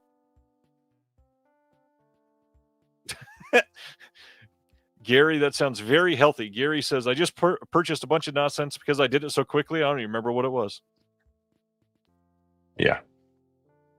Next sounds drop like you went won't be shopping. until Saturday at noon. I believe that is correct because when you click on the drop down here for the sale, the It's Friday out of Saturday. print just takes you to this stuff. So Saturday will be the next one, which when you click on it, it's nothing. So Yeah. yes, Saturday at noon. And then don't forget that, out of print stuff, sale titles, check them out. Anything else, Mr. KB Loves Movies? Got some conversations coming up in the next couple of weeks, Tuesdays and Wednesday evenings, mostly Tuesdays. You know what? I'm The gonna- last time you were here, the podcast didn't exist yet. You should tell them about that. Oh, yeah. Found out a lot of people were watching my interview series called The Conversation while they were Ubering and DoorDashing and just commuting to and from work. So decided to set up a audio-only podcast. So it consists of exclusive conversations and ones from the past. And we're going to do a couple of roundtables for the spooky season to coincide with my horror franchise movie challenge. So at first I was going to say, oh, let me find like one person whose favorite franchise is Hellraiser. Let's say that's one of the ones I was going to watch. But then you find out a lot of people want to hop in. So I might have like 2 or 3 people the podcast as well. So some you have to go to YouTube for, the others you have to go for the podcast, and some will overlap. Stay tuned. Yeah, it's good stuff you've put out. I mean, not only incredible conversations over the years, but already in the audio stuff. People need to go subscribe if you haven't. Yeah, as usual, if you are new here and have not heard it, I'll mention the Patreon once and only once tonight. Not really a hard sell type of person because I hate promoting myself, but if you want to support the show, or if you want a ongoing conversation about this from feedback from a lot of people that have seen these movies and love these movies, we have a very active Discord. You can check that out in the description below. On top of that, there's options for other things like exclusive videos, copies of the Physical Media Advocate magazine that I publish, handwritten notes, exclusive merch, lots of other stuff. I'm terrible with promoting myself, but go check it out. We'd love to have you. The Discord is worth it. That's what I'll say. It is. It is. Just I have my, like, I keep my phone off for most of the day while I'm working, but I have my notifications on for the deals because you want to get moving on those as soon as you get them. So I've had definitely people worth tell it. me the deals and the stock updates are the 2 channels that are the most dangerous, and then they immediately say, shit, there's a notification. Yep. Yep. And the thing is, you want to do it. You want to pull the trigger. It's true. It's true. It's a good time of year for that, too. We got lots of sales stuff coming up, so come check it out. That being said, we'll be back next Thursday, and of course, it's Will's Week next Thursday. Everybody will want to be here. Yeah. I love you all. Be safe this weekend. Only spend it within your means. You're amazing. And thank you for watching The Disconnected. On the way out, make sure that you are subscribed to the channel, that you've liked the video, and that you've copied the link to be able to share it with someone else that may appreciate this.